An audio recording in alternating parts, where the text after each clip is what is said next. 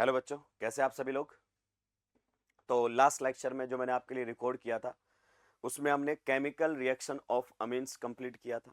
उम्मीद करता हूं कि केमिकल रिएक्शन नंबर 7 जो था एरोमेटिक इलेक्ट्रोफिलिक सब्स्टिट्यूशन, पर्टिकुलरली वो एनिलीन की रिएक्शंस थी, वो आपने नोट डाउन कर ली होंगी। प्लीज उसको आप नोट डाउन कर लीजिए, फिर आपको एनसीईआरटी बार बार पेज पलटने की जरूरत नहीं रहेगी। वैसे भी आप जानते हैं आपकी नोटबुक ही एनसीईआरटी है, ठीक है। तो ये जो चैप्टर अमीन्स है ना, इसको हम दो पार्ट में डील करते हैं। अमीन्स की रिएक्शंस तो हमने देख ली है, दूसरा पार्ट इसके अंदर है डाइजोनियम सॉल्ट। और पर्टिकुलरली जो हम बात करेंगे अब, वो बात करेंगे हम बेंजीन डाइजोनियम सॉल्ट, या फिर एरिन डाइजोनियम सॉल्ट, या फिर कई बार हम इसको एराइल डाइजोनियम सॉल्ट बोल देंगे। ये सारे नाम आप सर बहुत जल्दी जल्दी ले रहे हो, तो इसका सबका क्या मतलब है, हम सब इस पर डिटेल में डिस्कशन करने वाले हैं। तो सबसे पहले अगर अपन बात करना चाहें तो हम इसका प्रिपरेशन मेथड देखेंगे। क्लियर। तो सबसे पहले हम देख लेते हैं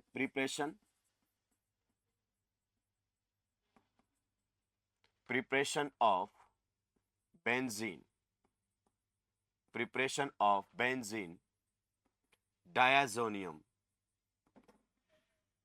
salts. Clear. Preparation of benzene diazonium salts. कई बार बेंजीन की जगह आपको वर्ड एरिन भी दिखाई दे जाएगा, तो आपको परेशान होने की जरूरत नहीं है। क्लियर। चलिए आइए हम प्रिपेयर करते हैं। देखिए मैं आपको पहले बता चुका हूं कि आपका जो NH2 से हम इसको किस में ले जाते हैं, N2 प्लस में। क्लियर। NH2 से N2 प्लस में जाने का जो प्रोसेस है ना, इसे हम डाई एजोटाइजेशन कहते हैं, यानी कि डाइजोनियम सॉल्ट का फॉर्मेशन। और आप जानते हैं N2 प्लस को आप क्या बोलते हैं, इसको हम बोलते हैं डायजोनियम ग्रुप।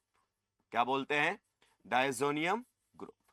तो ये काम हम कब कर सकते हैं, केवल NH2 को हम N2 प्लस में कन्वर्ट कर सकते हैं। आप जानते हैं primary, secondary and tertiary amines जो हैं वो नाइट्रस एसिड के साथ डिफरेंटली रिएक्ट करते हैं। रिएक्शन तीनों ही करते हैं, प्राइमरी भी, सेकेंडरी भी एंड टर्सरी भी, पर तीनों के रिएक्शन करने का तरीका अलग अलग होता है। क्लियर। तो एलिफेटिक के केस में तो हमने देखा था, ये आपका डाइजोनियम सोल्ट बनाता है, aliphatic diazonium salt, that was highly unstable, immediately decompose हो जाता है और अल्कोहल और बहुत सारे साइड प्रोडक्ट वहां पर वो बनाकर देता है। मैं एक बार फिर से बता देता हूं कैसे। मान लीजिए अगर आपने ये लिया है 1 डिग्री अमीन, इट इज, अगर अपन बात करना चाहें, एलिफेटिक प्राइमरी अमीन, ये हमारे सामने है एलिफेटिक प्राइमरी अमीन अगर हमारे सामने है, और हम इसके रिएक्शन किसके साथ करवाते हैं, रिएक्शन करवाते हैं NaNO2 के साथ in the presence of HCl and water. Clear. Dilute HCl का इस्तेमाल हम करते हैं। आप बताइए इन सभी से आपको क्या मिलता है दोस्तों, इन सभी से अगर अपन बात करें तो हमें मिलता है NO plus, which is the real culprit. और वही NO प्लस इस NH2 को किस में कन्वर्ट कर देता है, N2 प्लस के अंदर। कुछ याद आ पा रहा है आपको। क्लियर। जी हाँ, यहां पर आपके सामने रहता है पॉजिटिव चार्ज, साथ में बन जाएगा Cl माइनस। क्लियर। तो इसको अगर अपन बात करें तो हम बोल देते हैं इसको एलिफेटिक, क्या बोल देते हैं, aliphatic diazonium salt, aliphatic diazonium salt, ये आप लोगों के सामने बन जाता है। और इसके बारे में बहुत ही खास बात है, हाईली अनस्टेबल होता है। ये क्या होता है, हाईली अनस्टेबल आप लोगों के सामने रहेगा, एक्सट्रीमली अनस्टेबल ये आपके सामने रहेगा। कांट बी आइसोलेटेड, इसके बारे में अगर अपन बात करना चाहे, कांट बी आइसोलेटेड, आप इसको कभी आइसोलेट नहीं कर पाओगे।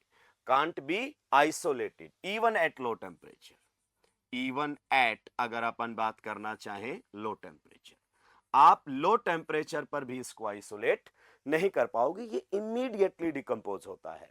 और कैसे डिकम्पोज होता है अब मुझे बताने की जरूरत नहीं है। तो ये आप जानते हैं N2 प्लस है, one of the best leaving group. Clear. Immediately यहां से अपने इलेक्ट्रॉन्स को लेगा और निकल लेगा। Clear. Leaving group always eliminates with the bonded pair of electrons. तो ये यहां से निकलेगा तो फॉर्मेशन हो जाएगी आपके कार्बोकेटाइन की। अगर आपका एल्काइल ग्रुप यहां पर सेकेंडरी और टर्सरी है, then reaction will be proceeding via SN1। आप जानते हैं रिएक्शन SN1 या फिर आपके रिएक्शन SN2 में से किसी पाथ को फॉलो कर सकती है, depending upon the nature of R group. Clear. तो अगर हम मान ले ये सेकेंडरी और टर्सरी है तो कार्बोकेटाइन की फॉर्मेशन हो जाएगी।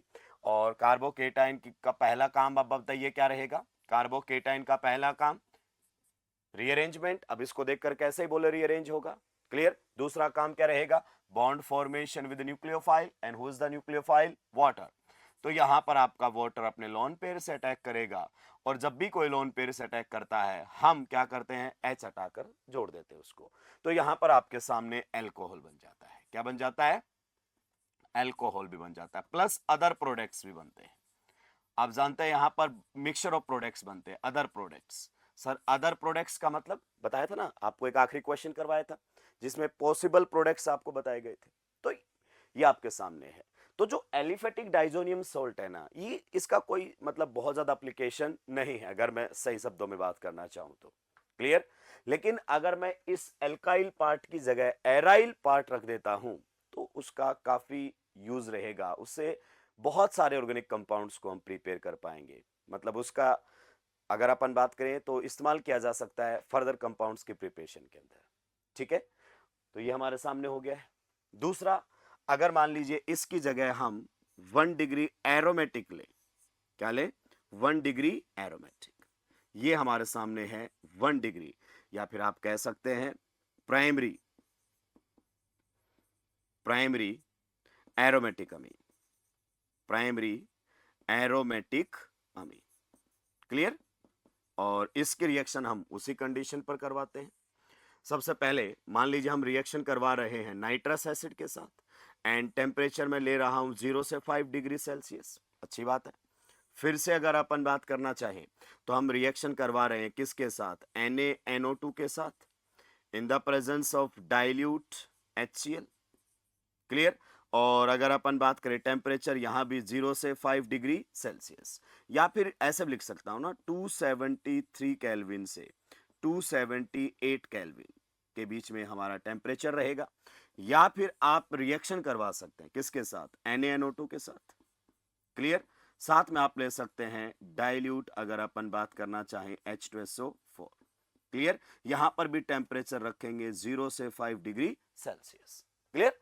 तो आप जानते हैं नाइट्रस एसिड से भी आपको क्या मिल सकता है, NO+। यहां पर इन दोनों की रिएक्शन होगी, नाइट्रस एसिड बनेगा, फिर NO+ मिलेगा। यहां पर आपने H+ के सोर्स के तौर पर कौन रखा है, H2SO4, यहां कौन रखा था, HCl।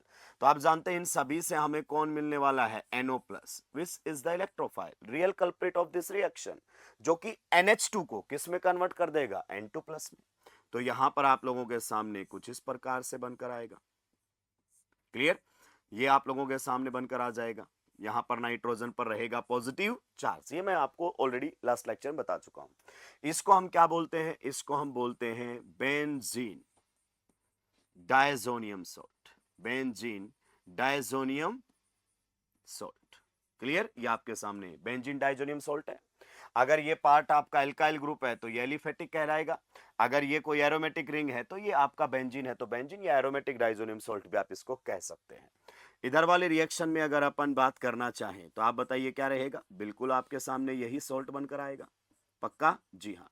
इस नाइट्रोजन पर पॉजिटिव चार्ज रहेगा, Cl- रहेगा, तो इसको आप क्या बोलेंगे, इधर से नाम लिखा जाता है benzene diazonium salt, benzene diazonium chloride. तो इसका जो नाम रहेगा हमारे सामने वो रहेगा benzene diazonium, benzene diazonium chloride. Clear. ये आपके सामने इसका नाम रहेगा। दोस्तों इसका शॉर्ट फॉर्म एब्रीवेशन भी बहुत पॉपुलर होता है, इसको हम बोलते हैं BDC। क्या बोलते हैं, BDC। उम्मीद करता हूं ये आपको समझ में आया होगा।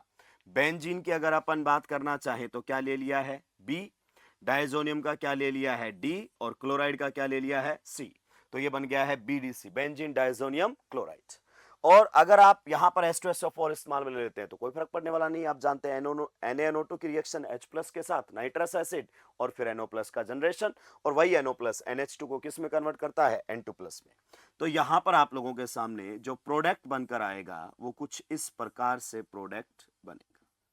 क्लियर। ये सोल्ट आपके सामने यहां रहेगा पॉजिटिव चार्ज, यहां पर आ जाएगा HSO4-। तो ये आपके सामने डिफरेंट सोल्ट्स हैं किसके, अगर अपन बात करना चाहें बेंजीन डायजोनियम। ठीक है। इसका नाम क्या रहेगा, वही यहां से शुरू करो, बताओ क्या रहेगा इसका नाम? बेंजीन। क्लियर? N2+ को क्या बोलते हैं? डायजोनियम। तो ये रहेगा बेंजीन, डायजोनियम। और HSO4 को क्या बोलते हैं? Hydrogen sulphate. तो ये हमारे सामने रहेगा हाइड्रोजन सल्फेट। क्लियर? ये हमारे सामने बनकर आ गया है। ठीक है, अब सर अच्छी बात है, बन गया है, क्या ये इमीडिएटली डिकम्पोज होकर N2 गैस रिलीज नहीं करेंगे? जैसा ऊपर वाले में इमीडिएटली डिकम्पोज होकर N2 गैस यहां पर रिलीज हो गई थी। देखो दोस्तों, मैं एक बात बताऊं, इनमें भी N2 गैस रिलीज होगी, पर अगर आपने टेम्परेचर बिलो 5 डिग्री सेल्सियस रखा है तो इन सोल्ट्स की खास बात होती है कि ये सोल्ट्स आपके स्टेबल होते हैं below 5 degree Celsius. Below 5 degree Celsius यानी कि लो टेम्परेचर पर ये स्टेबल भी होते हैं और इनको आइसोलेट भी किया जा सकता है। स्टेबल भी होते हैं और आइसोलेट भी किया जा सकता है। तो यहां पर मेरे पास जगह नहीं है, आप इसी के नीचे ही कुछ पॉइंट मेंशन करेंगे। पहला पॉइंट क्या मेंशन करेंगे इसके नीचे?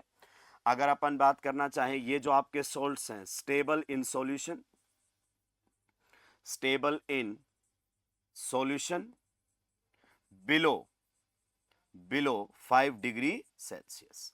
सॉल्यूशन के अंदर आपके ये स्टेबल रहेंगे बिलो 5 डिग्री सेल्सियस। मतलब अगर अपन बात करना चाहें, can be isolated, can be isolated at low temperature, at low temperature. और इनके लिए वो लो टेम्परेचर आप समझ गए ना, 5 डिग्री सेल्सियस से क्या रहेगा? वो टेम्परेचर कम रहेगा। तो अगर आपका यहां पर जुड़ा हुआ पार्ट नाइट्रोजन से कोई एरोमेटिक रिंग है तो उस केस में ये आपके स्टेबल रहेंगे सॉल्यूशन के अंदर, मतलब इमीडिएटली डिकम्पोज नहीं होंगे और इनको आइसोलेट भी किया जा सकता है। Temperature should be low, that should be below 5 degree Celsius.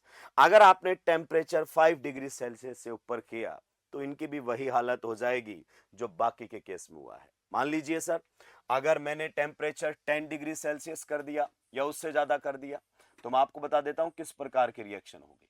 मान लीजिए आपका डाइजोनियम सोल्ट है N2+Cl-, और आपने क्या किया है, टेम्परेचर 10 डिग्री सेल्सियस कर दिया है। और आप बताइए सॉल्यूशन में कौन मौजूद है? वाटर तो मौजूद है।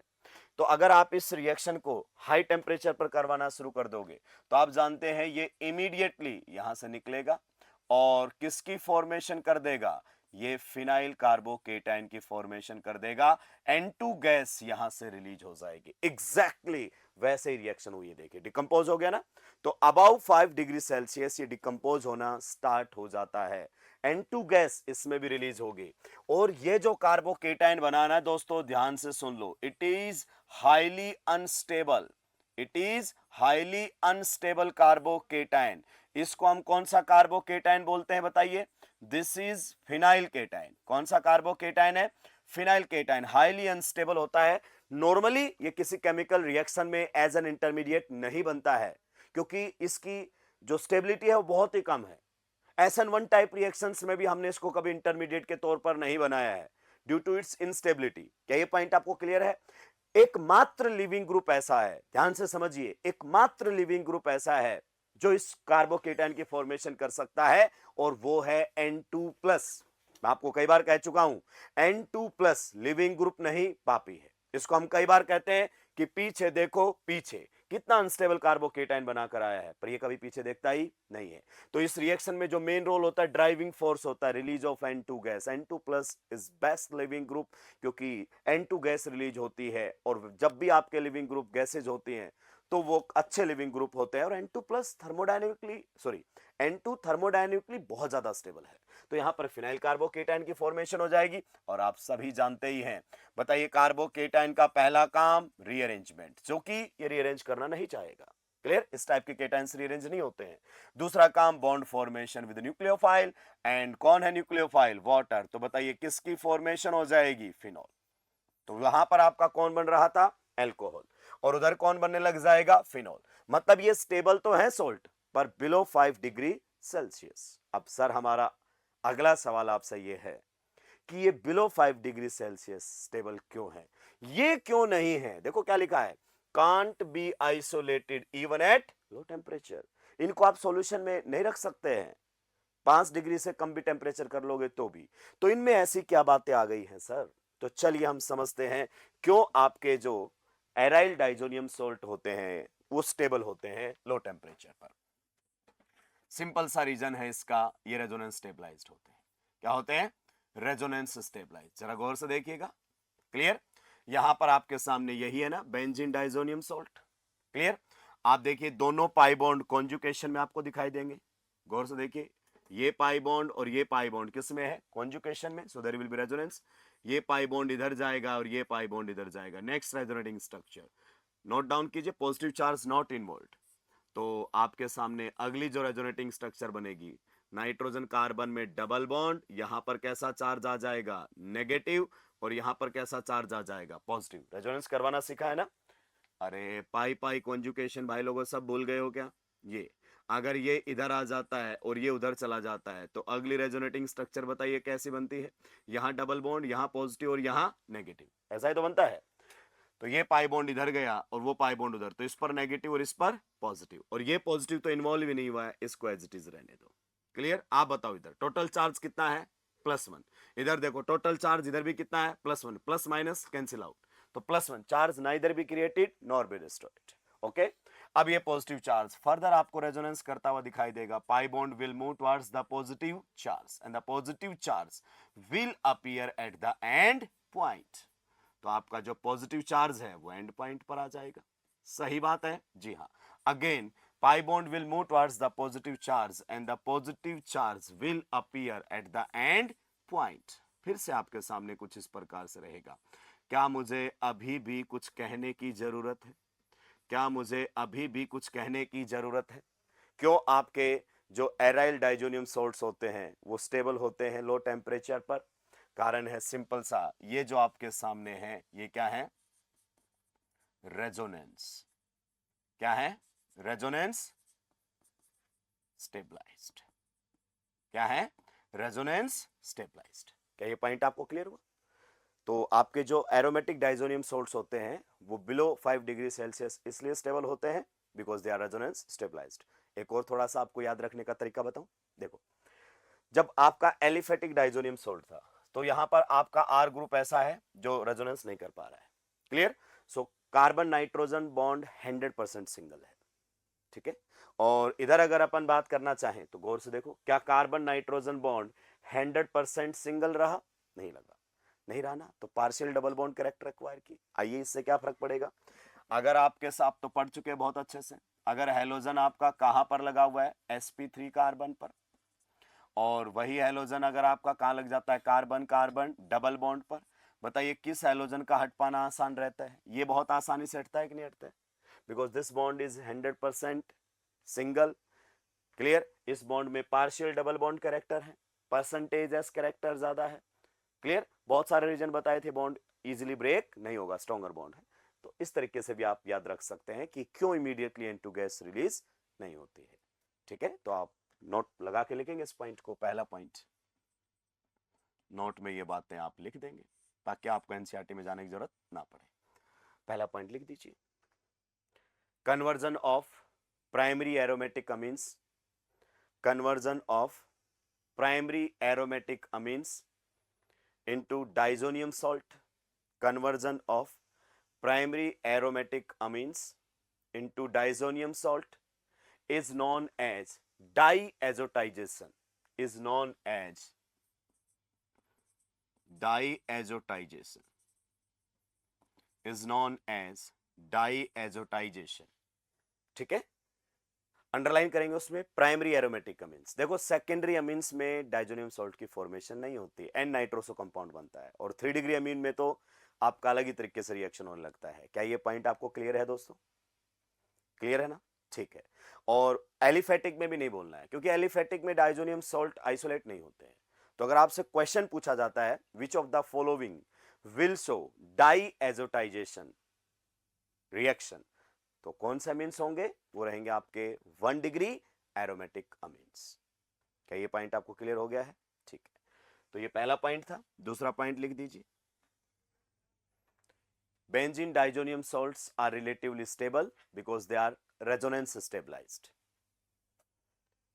Benzene diazonium salts are relatively stable at low temperature पूरा मेंशन कर देते हैं।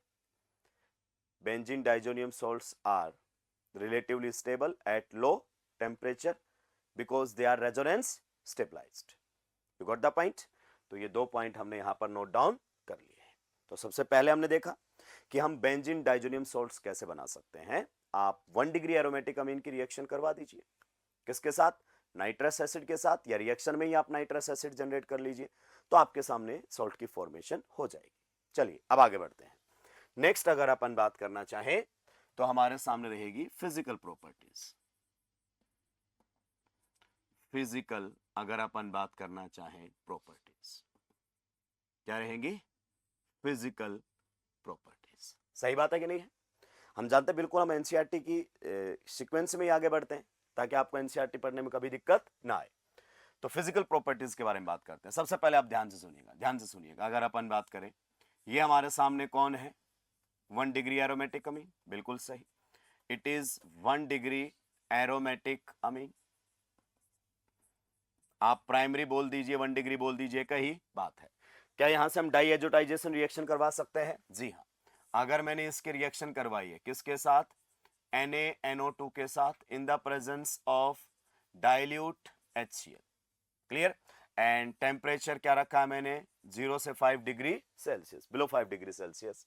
तो आप जानते हैं इस कंडीशन के ऊपर क्या हो जाता है, इस कंडीशन के ऊपर your NH2 group is converted into N2+, ये बनकर हमारे सामने आ जाएगा, that is benzene diazonium chloride. Most of the cases में यही सॉल्ट हमारे आगे की केमिकल रिएक्शंस में काम आएगा, ठीक है। चलिए, तो इस सॉल्ट के बारे में मैं आपको बता देता हूं। इस सॉल्ट के बारे में अगर अपन बात करना चाहें, ये आपका रहेगा stable in solution, stable in solution below 5 degree Celsius, below 5 degree Celsius.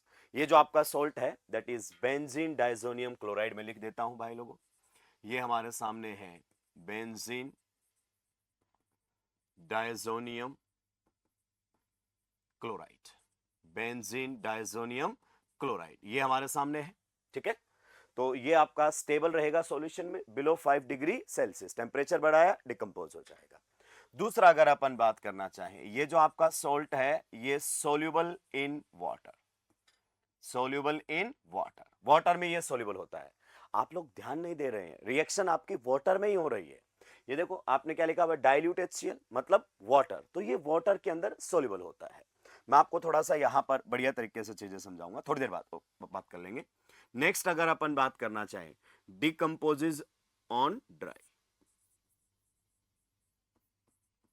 Decomposes in dry state, dry state, clear. यानी कि अगर आप इसको ड्राई करना चाहोगे, ड्राई करने के लिए आप जानते हैं सॉल्यूशन से बाहर लाना पड़ेगा, टेम्परेचर बढ़ाना पड़ेगा, तो डिकम्पोज हो जाएगा।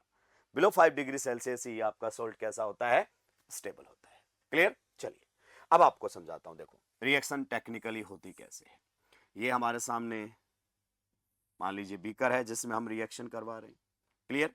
इसमें बताओ कौन कौन मौजूद है, इसके अंदर है डाइल्यूट HCl, डाइल्यूट का मतलब समझ जाइए आप कौन है, वाटर, बिल्कुल सही बात है। और कौन लिया हमने, 1 डिग्री एरोमेटिक अमीन, बिल्कुल सही, 1 डिग्री एरोमेटिक अमीन है इसके अंदर शुरुआत में। और कौन लिया हमने, NaNO2, और कौन लिया हमने, NaNO2, क्लियर। ये हमारे सामने है, ध्यान से सुनते हुए जाइए। तो जैसे ही ये सब आपस में रिएक्ट करेंगे तो आप बताइए रिएक्शन की थोड़ी सी किस तरीके की सीक्वेंस रहेगी। HCl NaNO2 रिएक्शन करके नाइट्रस एसिड बनाएंगे, फिर फर्दर NO+ बनेगा, वो NO+ NH2 को N2+ में कन्वर्ट कर देगा। तो आप लोगों के सामने यहां पर ये सोल्ट बनकर आ जाएगा, क्लियर। मैं रिंग को पीएच लिख देता हूं ना, ये आपके सामने सोल्ट बना है। सो ये बना हुआ सोल्ट आपका वाटर में क्या है, सोल्यूबल। तो इसके बारे में हम बात कर सकते हैं, ये रहेगा सोल्यूबल। इसके बारे में अगर अपन बात करना चाहें तो ये हमारे सामने रहेगा soluble in water, soluble in water, पक्का। जी हाँ, यहां तक की कहानी क्लियर। अब इस सॉल्यूशन के अंदर दोस्तों ध्यान से सुनना, जो बात बता रहा हूं वो बहुत ही एक्सक्लूसिव है और अपनी बातें होती हैं जब अपन बोलते हैं। तो अगर मैंने इसके अंदर ऐड कर दिया है HBF4, H+BF4-, क्या बोलते हैं भाई लोगों, इसको क्या बोलते हैं? इसको बोलते हैं हम फ्लोरो बोरिक एसिड। क्या बोलते हैं? फ्लोरो बोरिक एसिड। तो रिएक्शन में होगा क्या, आपका जो एनायनिक पार्ट है वो चेंज हो जाएगा। Cl माइनस की जगह आपका कौन आ जाएगा बताइए? Cl माइनस की जगह कौन आ जाएगा? BF4 minus. ये सॉल्ट बन जाएगा।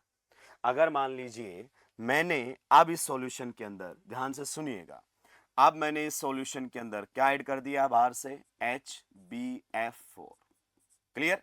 तो जो नया सॉल्ट बनेगा आप बता सकते हैं, वो नया सॉल्ट आपके सामने क्या बनकर आएगा? आपका केवल और केवल एनायनिक पार्ट यहां पर चेंज हो जाएगा N2 प्लस, और साथ में कौन रहेगा? BF4 minus. तो इसके बारे में आप जान लीजिए, सबसे पहले ये आपका प्रेसिपिटेट आउट हो जाएगा सॉल्यूशन में, यानी कि ये सॉल्ट के बारे में अगर मैं बात करना चाहूं तो ये रहेगा इनसोल्यूबल। क्या रहेगा? Insoluble in water. सॉल्यूशन के अंदर इसके पीपीटी बन जाएंगे, ये प्रेसिपिटेट आउट हो जाएगा ये सॉल्ट आपका। ये जबरदस्त पॉइंट है। इनसोल्यूबल, या कुछ बुक्स इसको स्पेरिंगली सोल्यूबल भी लिख देती है, मतलब ऑलमोस्ट इनसोल्यूबल है ये सॉल्ट आपके सामने बनेगा। पहले बताओ इस सॉल्ट का नाम आप क्या कह सकते हैं? इस सॉल्ट का नाम बताएंगे, वहीं से शुरुआत करेंगे हम। बताइए क्या लिखा जाएगा? बेंजीन, बेंजीन डायाजोनियम, बेंजीन डायाजोनियम, और उसको क्या बोलेंगे? Fluoroborate, fluoroborate. तो ये आपके सामने सॉल्ट बन गया है। इस सॉल्ट की कुछ बातें आपको बता देता हूं। सबसे पहले stable at room temperature, stable at room temperature, stable at room temperature. क्या ये पॉइंट आपको क्लियर हुआ? ये देखो, ये स्टेबल था सॉल्यूशन में ही बिलो 5 डिग्री सेल्सियस, ये स्टेबल है रूम टेम्परेचर पर। क्लियर? दूसरा पॉइंट अगर इसके बारे में बात करना चाहें, इनसोल्यूबल, इनसोल्यूबल इन वाटर। ये आपका वाटर के अंदर क्या होता है? इनसोल्यूबल होता है, प्रेसिपिटेट आउट हो जाएगा जैसे ही आपने यहां पर फ्लोरोबोरिक एसिड ऐड किया सॉल्यूशन के अंदर। ठीक है? नेक्स्ट पॉइंट अगर अपन बात करना चाहें तो आप लिख सकते हो, इसको आप फिल्टर कर सकते हो, ड्राई कर सकते हो, कहीं कोई दिक्कत होने वाली नहीं है। तो अगर अपन बात करना चाहें क्या ये ड्राई स्टेट में पाया जा सकता है? जी हां, इसको आप ड्राई स्टेट में निकाल सकते हैं। इसको यहां से आप पहले फिल्टर कीजिए, ड्राई कीजिए, इसका कुछ बिगड़ने वाला नहीं है। ये रूम टेम्परेचर पर दोस्तों कैसा है? स्टेबल सॉल्ट होता है। तो कई बार इन सॉल्ट से रिलेटेड फिजिकल प्रॉपर्टीज आपसे पूछ ली जाती हैं। आप जानते हैं एग्जामिनर किसी भी लेवल तक जा सकता है, अब वो कहीं भी कुछ भी पूछे, आपको कहीं कोई दिक्कत आने वाली नहीं है। फिजिकल प्रॉपर्टीज ऑफ एनसीईआरटी में भी लिखा है, एक बार आप उसको पढ़ना, कोई पॉइंट क्लियर नहीं होता है तो आप बिल्कुल मुझ तक रीच आउट कर सकते हैं। ठीक है? तो ये बातें हो गई हमारे सामने इसकी फिजिकल प्रॉपर्टीज की। नेक्स्ट अगर अपन बात करना चाहें तो अब हमारे सामने आएंगी chemical reactions of diazonium salt. Next हमारे सामने रहेंगी chemical reactions of diazonium, chemical reactions of diazonium salts, chemical reactions of diazonium salts। आप बाय डिफॉल्ट ये मानकर चलें कि हम कौन से डाइजोनियम सॉल्ट की बात कर रहे हैं यहां पर? Benzene diazonium salt, of benzene diazonium salts. ठीक है? अब देखो इसको दोस्तों, आप क्या करते हो, इस रिएक्शंस को आप टुकड़ों में पढ़ते हो, जिससे आपको बहुत ज्यादा क्लैरिटी नहीं आ पाती। एनसीईआरटी के रिदम में पढ़ोगे तो आपको उसकी एक एक लाइन की क्लैरिटी आएगी और आपको कहीं कोई डाउट नहीं आ सकते। ठीक है? आइए मैं आपको सारी चीजें समझाता हुआ चलता हूं।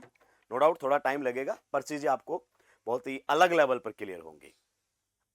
तो जो आपका डाइजोनियम सॉल्ट होता है ना दोस्तों, वो दो तरीके से केमिकल रिएक्शन करता है। आप में से बहुत सारे बच्चे इस बात को जानते भी नहीं है। क्लियर? आजकल हालांकि जानने लगे हैं, टेलीग्राम का जमाना है। तो यहां पर रहेगा पॉजिटिव चार्ज। ये आपका क्या है?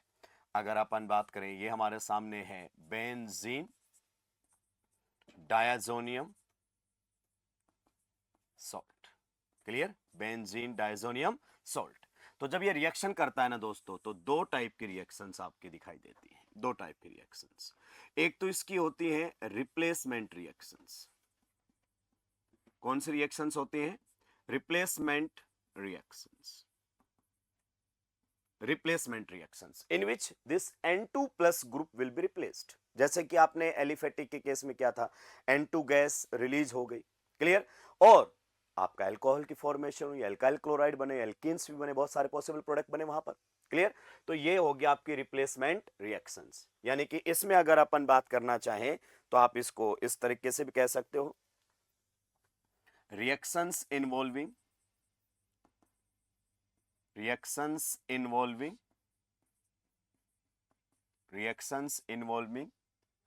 displacement of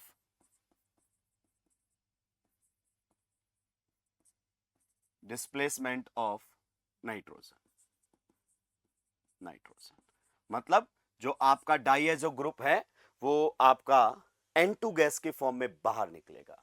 तो इन टाइप के रिएक्शंस में हमेशा ध्यान रखिए N2 gas will be released, N2 gas will be released. इन सभी रिएक्शंस के अंदर आपका N2 गैस जो है वो रिलीज होगा, ये पूरा ग्रुप N2 गैस के फॉर्म में बाहर निकल जाएगा।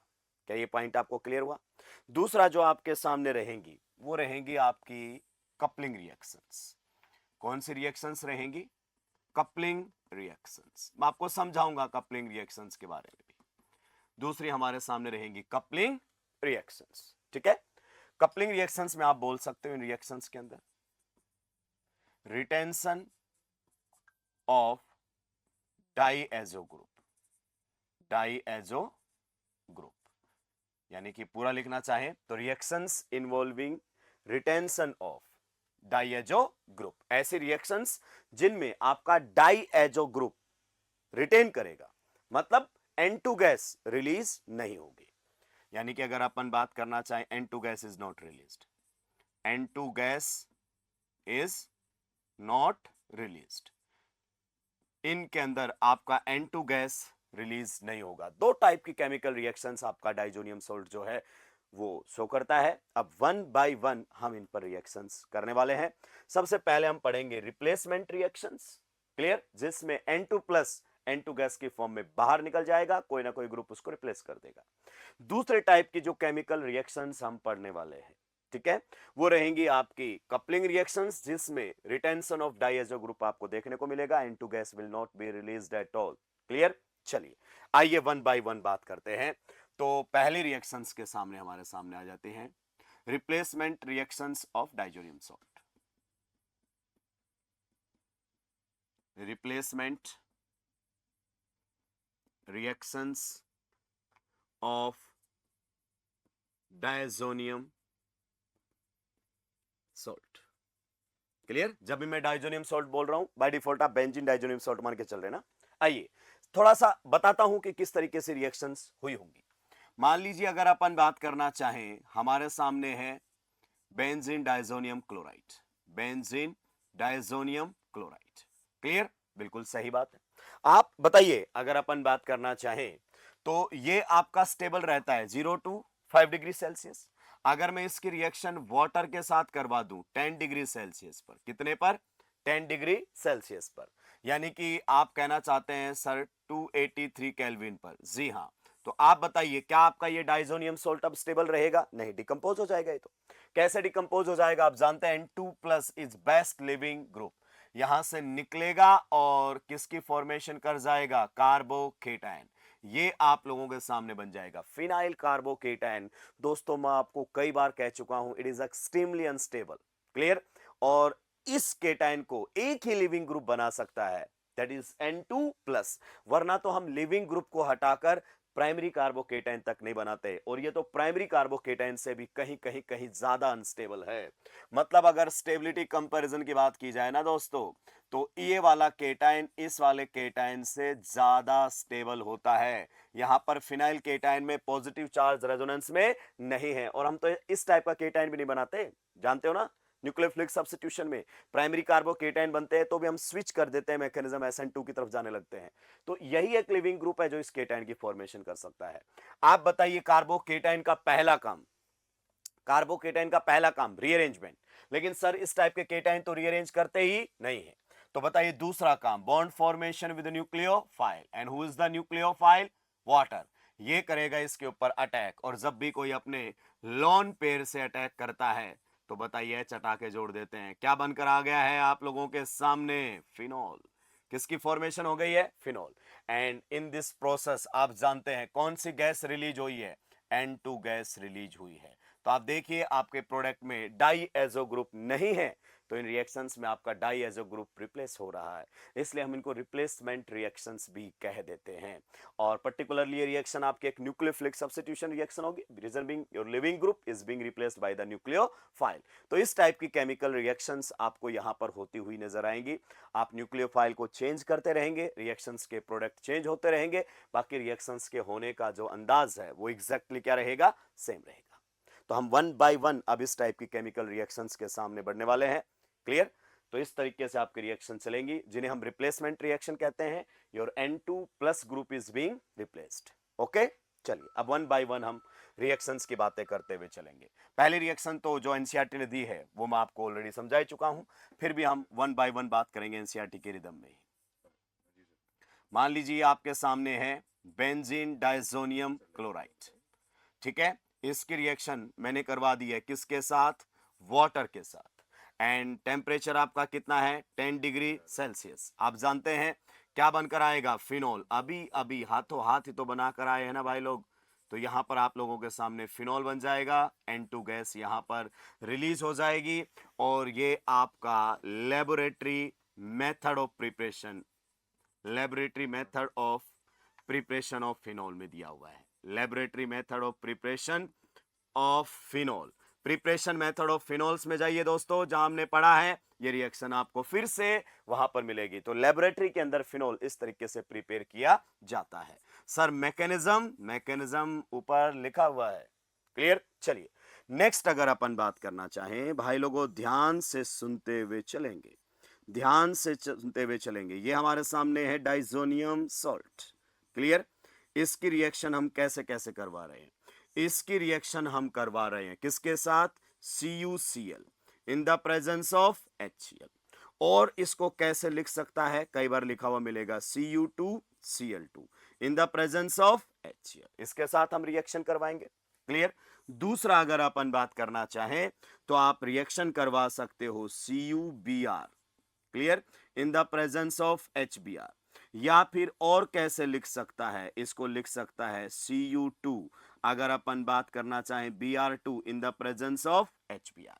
एक और रिएक्शन हम यहां पर करवाएंगे, रिएक्शन करवाएंगे KCN के साथ in the presence of CuCN, in the presence of CuCN। Clear? तो ये आपके सामने रहेगा। अब थोड़ा सा ध्यान दीजिए, आप बताइए ये आपका कौन है? Cuprous highlight. क्लियर? इसमें भी आप देखो क्यूप्रस। क्लियर? यानी कि कॉपर यहां कौन से वाले में मौजूद है? +1 ऑक्सीडेशन स्टेट के अंदर। तो यहां पर टेक्निकली जो आपका ये जो आपने लिया है ना CuX, इस रिएक्शन के अंदर अगर अपन बात करना चाहें CuX, जिसमें अगर मैं टेक्निकली बात करूं तो कॉपर आपका कौन सी ऑक्सीडेशन स्टेट में है? +1 ऑक्सीडेशन स्टेट में है। ये मात्र किसका काम करने के लिए आता है? कैटालिस्ट का।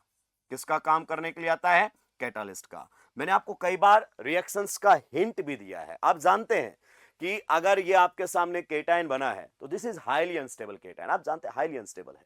क्लियर? तो अगर आप इस केटाइन की फॉर्मेशन अवॉइड करना चाहते हैं तो आप कोई मेटल का इस्तेमाल कीजिए। मेटल के आते ही रिएक्शन का मैकेनिज्म चेंज हो जाता है। केटाइन की बजाय क्या जनरेट करने लग जाता है? रेडिकल जनरेट करने लग जाता है। तो जहां पर भी आपका कॉपर दिखाई दे जाए तो आप समझ लीजिए वहां पर रिएक्शन रेडिकल के जनरेशन से जा रही है। कहां से जा रही है?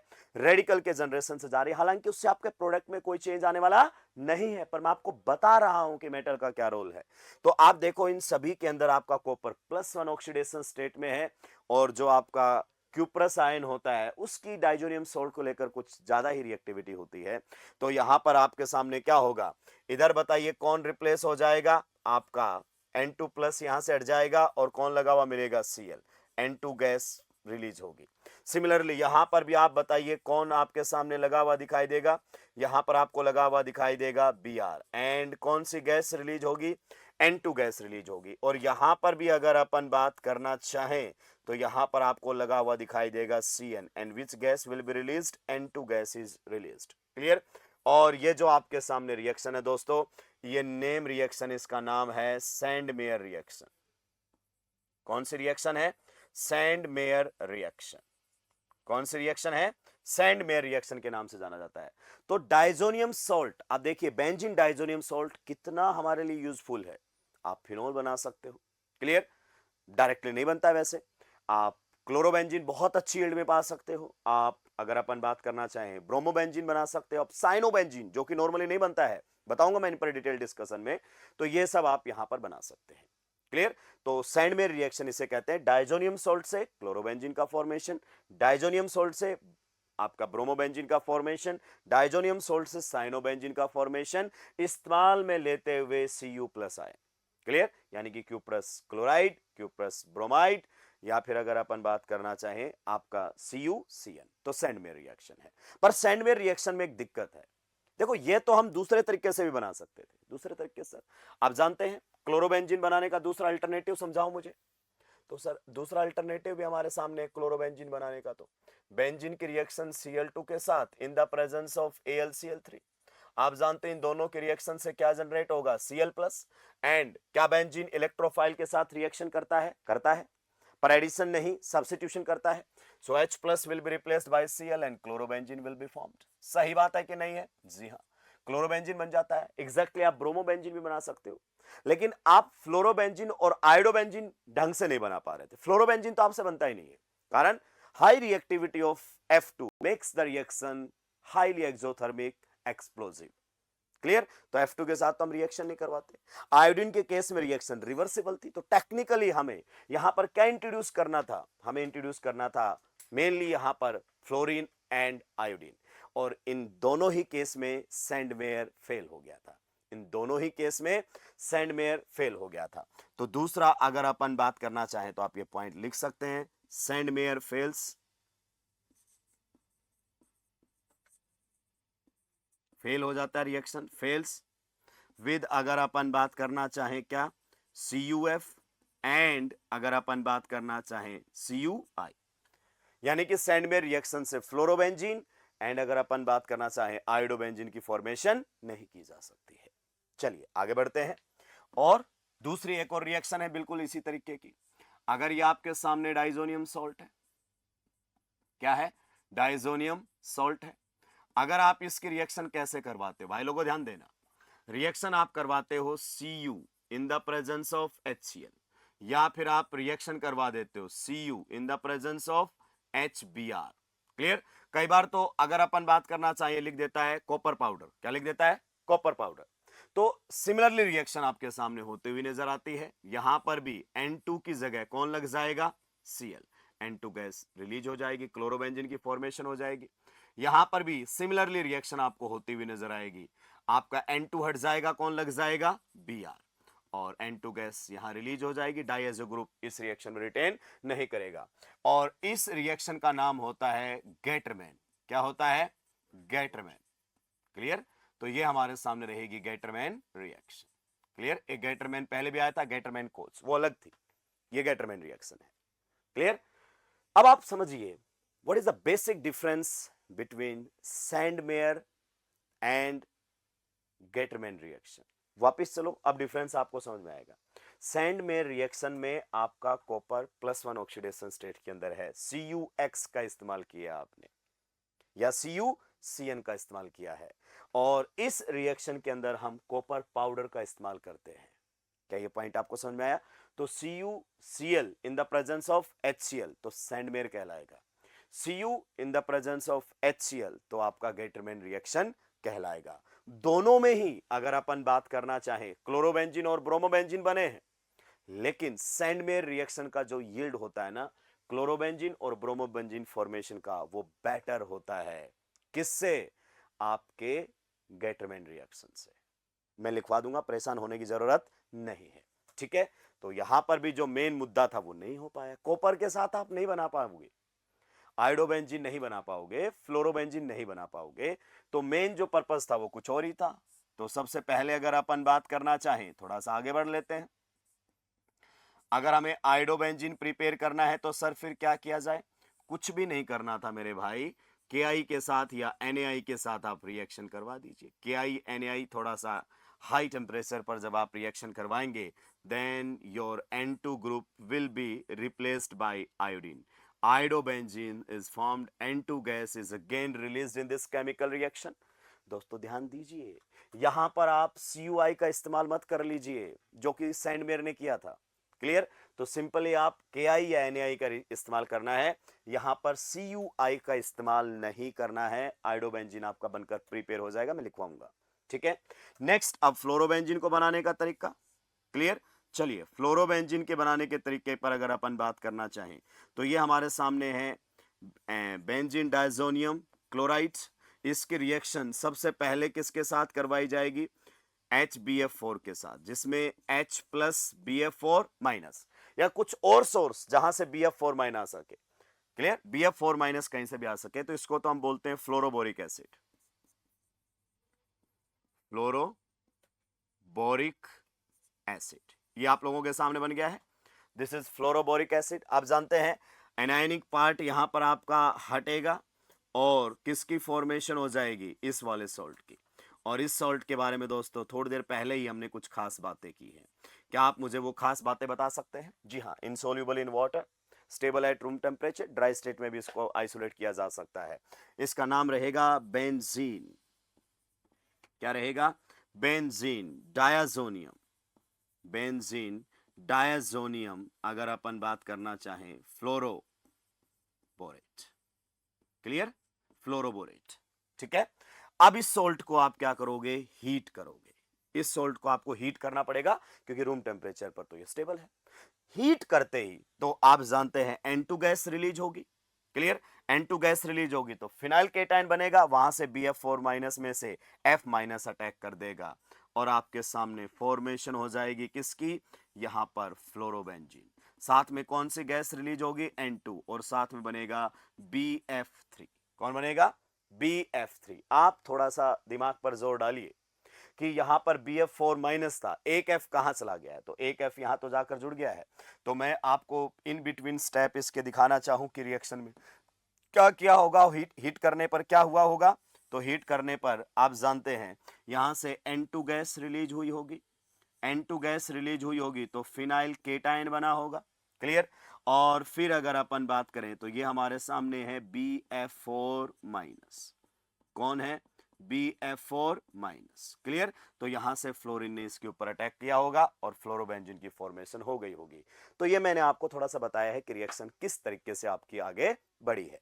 तो इस तरीके से आप फ्लोरोबेंजीन की फॉर्मेशन कर सकते हैं। दोस्तों मेरा आपसे एक बहुत सिंपल सा सवाल है, पर्टिकुलरली ये उन बच्चों से है, ड्रॉपर बच्चों से जो काफी बार इसको पढ़ चुके हैं, कि हमने इसको पहले बेंजीन डायजोनियम फ्लोरोबोरेट के अंदर कन्वर्ट क्यों किया? क्यों हम पहले यहां पर BF4 माइनस लेकर आए? किसको हटाकर? Cl माइनस को हटाकर। हम डायरेक्ट ऐसा क्यों नहीं कर पा रहे थे? पहले हम इसको इस सॉल्ट में क्यों कन्वर्ट करते हैं?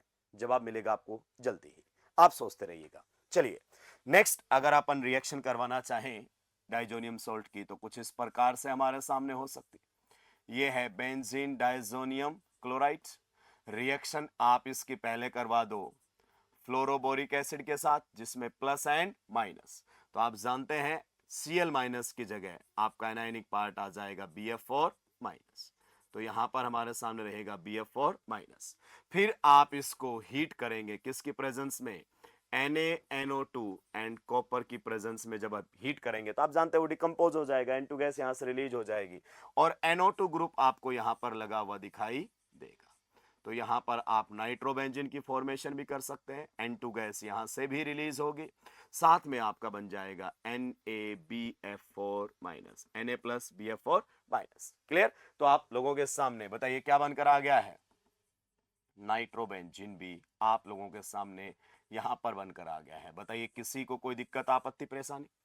ठीक है, तो ये कुछ रिएक्शंस थी जिनमें आपका N2 गैस रिलीज हो गया और कोई ग्रुप आपका यहां पर आकर अटैच हो गया। रिप्लेसमेंट रिएक्शंस आपको देखने को मिली है, बिल्कुल सही बात है। नेक्स्ट और लास्ट दो रिएक्शंस जो कि काफी हैं, आप हाइड्रोजन से रिप्लेस कर सकते हैं N2 को आप किससे रिप्लेस कर सकते हैं? हाइड्रोजन से भी रिप्लेस कर सकते हैं। और ऐसा करने के लिए आपको दो रिएक्शन करवानी पड़ेगी। या तो आप रिएक्शन करवाओगे किसके साथ? इथेनॉल के साथ, या फिर आप रिएक्शन करवाओगे H3PO2 के साथ in the presence of water. दोस्तों ये जबरदस्त रिएक्शन है, इस पर आपको ध्यान देना चाहिए। बहुत ही शानदार रिएक्शन ये आप लोगों के सामने रहने वाली है। आप यहां पर हाइड्रोजन लगा सकते हैं रिप्लेस करके इस रिएक्शन से। तो जब आप रिएक्शन करवाओगे तो यहां पर से आपका N2 हटेगा, हाइड्रोजन लगेगा, N2 तो इसमें भी रिलीज हो जाएगा। और ये जो आपका इथेनॉल है इसका तो ऑक्सीडेशन हो जाएगा। ये एक रिडॉक्स रिएक्शन है, particularly reduction of diazonium salt है। ये हाइड्रोजन का लगना रिडक्शन कहलाता है। तो अगर आप डाइजोनियम सॉल्ट की रिएक्शन इथेनॉल के साथ करवाओगे तो यहां पर आपको कौन लगा हुआ दिखाई देगा? हाइड्रोजन। तो देखो इसका यहां से यहां जाने पर क्या हुआ? रिडक्शन। और इथेनॉल का क्या हुआ है? ऑक्सीडेशन। अगर आपका अल्कोहल ऑक्सीडाइज होकर एल्डिहाइड में चला गया तो ऑक्सीडेशन हुआ कि नहीं हुआ? इधर अगर अपन बात करना चाहें तो सिमिलर रिएक्शन आपको देखने को मिलेगी। तो यहां पर H आ जाएगा, N2 गैस यहां भी रिलीज होगी, साथ में बनेगा H3PO3। क्लियर? देखिए यहां से यहां जाने पर आपका N2 ग्रुप हटकर कौन आ गया है? हाइड्रोजन। तो हाइड्रोजन से रिप्लेस हो रहा है। हाइड्रोजन का जुड़ना रिडक्शन कहलाता है। तो यहां से यहां इसका तो क्या हुआ है? रिडक्शन। और H3PO2 पर ध्यान डालिए, किस पर चला गया है? H3PO3 में। तो इसका तो क्या हो गया है? ऑक्सीडेशन। तो ये आपका क्या है? रिडक्शन ऑफ डाइजोनियम सॉल्ट है एक प्रकार से। क्या है?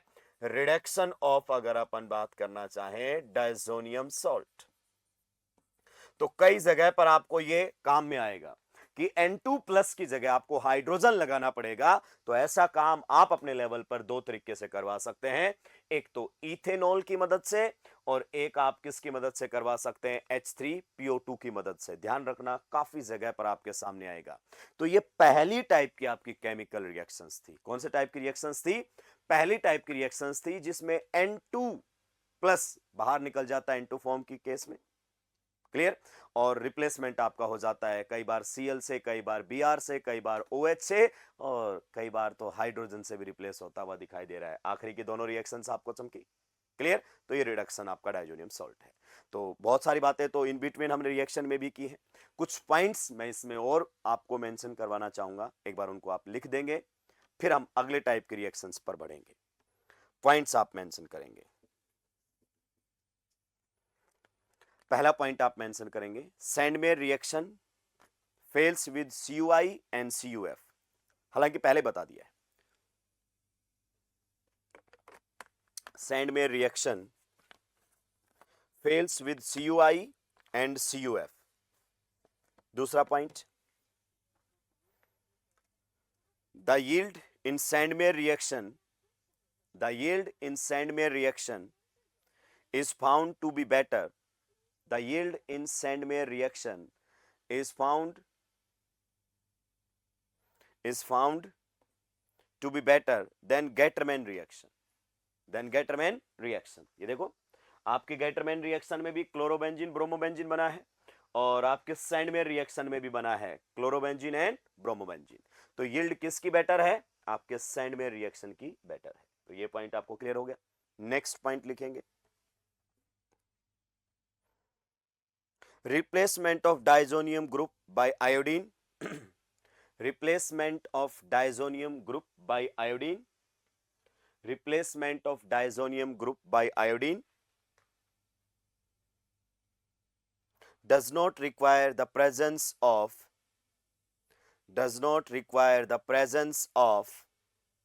cuprous iodide, CuI। जबरदस्त पॉइंट है दोस्तों ये। आप देखिए जब आपने N2 प्लस को मतलब आयोडीन से रिप्लेस किया तो CuI का इस्तेमाल नहीं होता इस रिएक्शन में।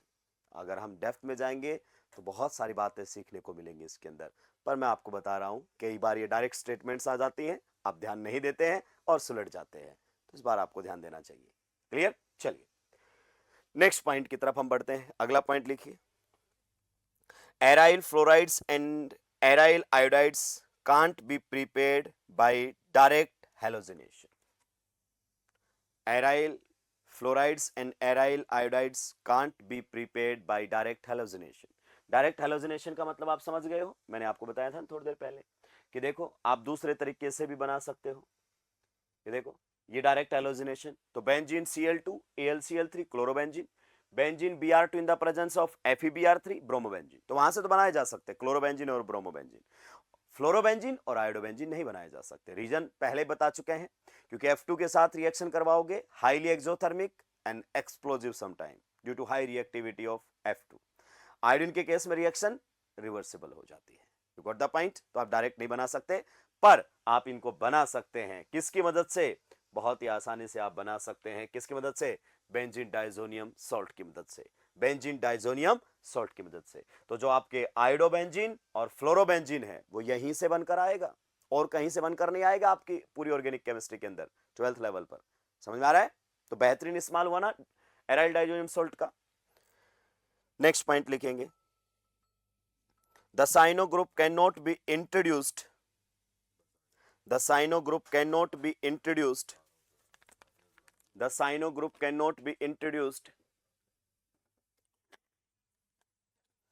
the cyano group cannot be introduced by nucleophilic substitution, by nucleophilic substitution of chlorine in chlorobenzene.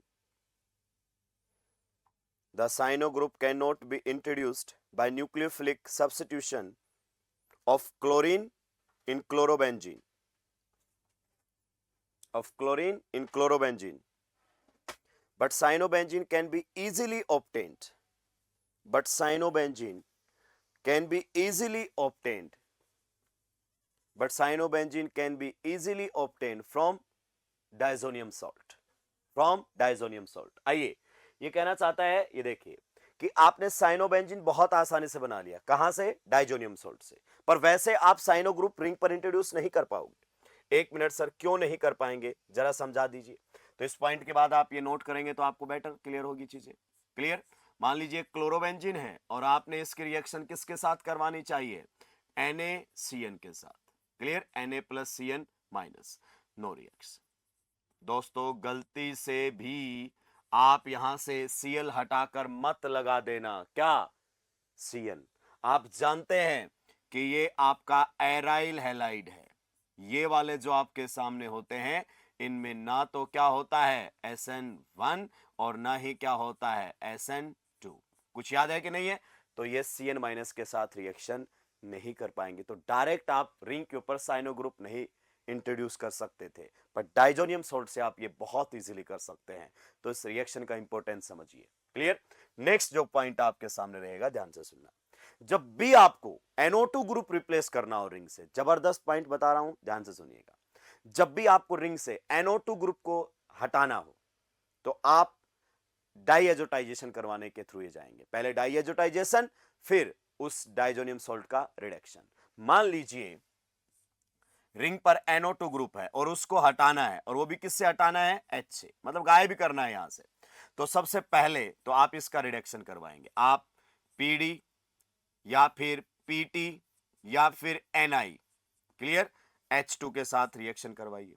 या फिर अगर अपन बात करना चाहें तो आप रिएक्शन करवाइए स्टेप नंबर 1 में, या तो Fe.HCl ले लीजिए, या फिर आप क्या ले सकते हैं बताइए, अगर अपन बात करना चाहें SN.HCl ले लीजिए, या फिर आप Zn.HCl ले लीजिए। सही बात है कि नहीं है? और दूसरे स्टेप में NaOH ले लीजिए। आप जानते हैं इन तीनों में से कौन से वाले को प्रेफरेंस दी जाती है? इन तीनों में से ये वाला जो मेथड है ये आपका प्रेफर्ड मेथड है, हम पहले भी बात कर चुके हैं। ये जो मेथड है ये प्रेफर्ड रहेगा, कारण क्योंकि इसमें आपको HCl बार बार ऐड नहीं करना पड़ेगा, आपका जो HCl है वो रीजनरेट होता रहेगा रिएक्शन के अंदर। ये वाला आप इस्तेमाल में ले सकते हैं, पर ध्यान रखिएगा इसमें जब आपके सामने प्रोडक्ट बनेगा तो क्या प्रोडक्ट बनकर आता है, your NO2 group will be converted into NH2 group, reduction of nitrobenzene. क्या हम यहां पर लिथियम एल्यूमिनियम हाइड्राइड या सोडियम बोरोहाइड्राइड का इस्तेमाल कर सकते हैं? नहीं कर सकते। सोडियम बोरोहाइड्राइड तो रिड्यूस नहीं करेगा, lithium aluminium hydride azo compound की फॉर्मेशन कर देता है। ये बना दिया है। अब आप इसकी रिएक्शन करवाएंगे किसके साथ, NaNO2 के साथ, in the presence of HCl 0 से 5 डिग्री सेल्सियस। तो आप बताइए your NH2 group will be converted into N2 plus group, सही बात है कि नहीं है? तो ये आपका N2 प्लस ग्रुप में कन्वर्ट हो जाएगा। अब आपको ये हटाना है तो इसके दो तरीके हैं। पहला तरीका, आप इथेनॉल के साथ रिएक्शन करवाइए, रिडक्शन ऑफ डाइजोनियम सॉल्ट, या फिर आप H3PO2 के साथ रिएक्शन करवाइए इन द प्रेजेंस ऑफ वाटर।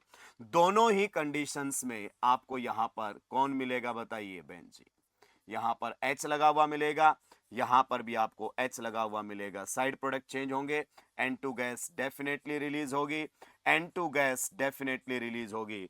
उसमें आपका एल्डिहाइड बन जाएगा, इसमें H3PO3 बन जाएगा। पर आप देखिए इस तरीके से आप रिंग से NO2 ग्रुप को डिसअपियर कर सकते हैं कई जगह, ये आपको कन्वर्जन में हेल्पफुल दिखाई देगा। क्लियर?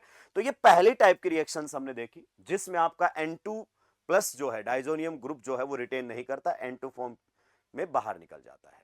अब आती है दूसरी टाइप की केमिकल रिएक्शंस, और काफी इंपॉर्टेंट रिएक्शंस रहेंगी। सेकंड अगर अपन बात करना चाहें, reactions involving retention of diazo group.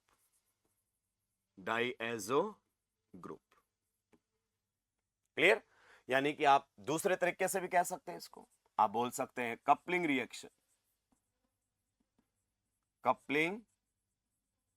Reactions of diazonium salt.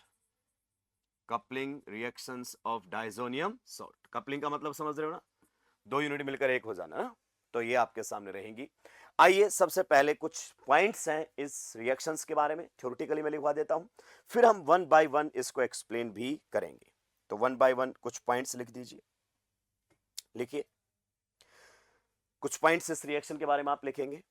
Coupling reaction of diazonium salt, coupling reaction of diazonium salt is an example of coupling reaction of diazonium salt is an example of aromatic electrophilic substitution is an example of aromatic electrophilic substitution। तो जो coupling reaction है diazonium salt की वो एक aromatic electrophilic substitution reaction का example है। समझाऊंगा, परेशान नहीं होना है। अगला पॉइंट लिखिए। In coupling reaction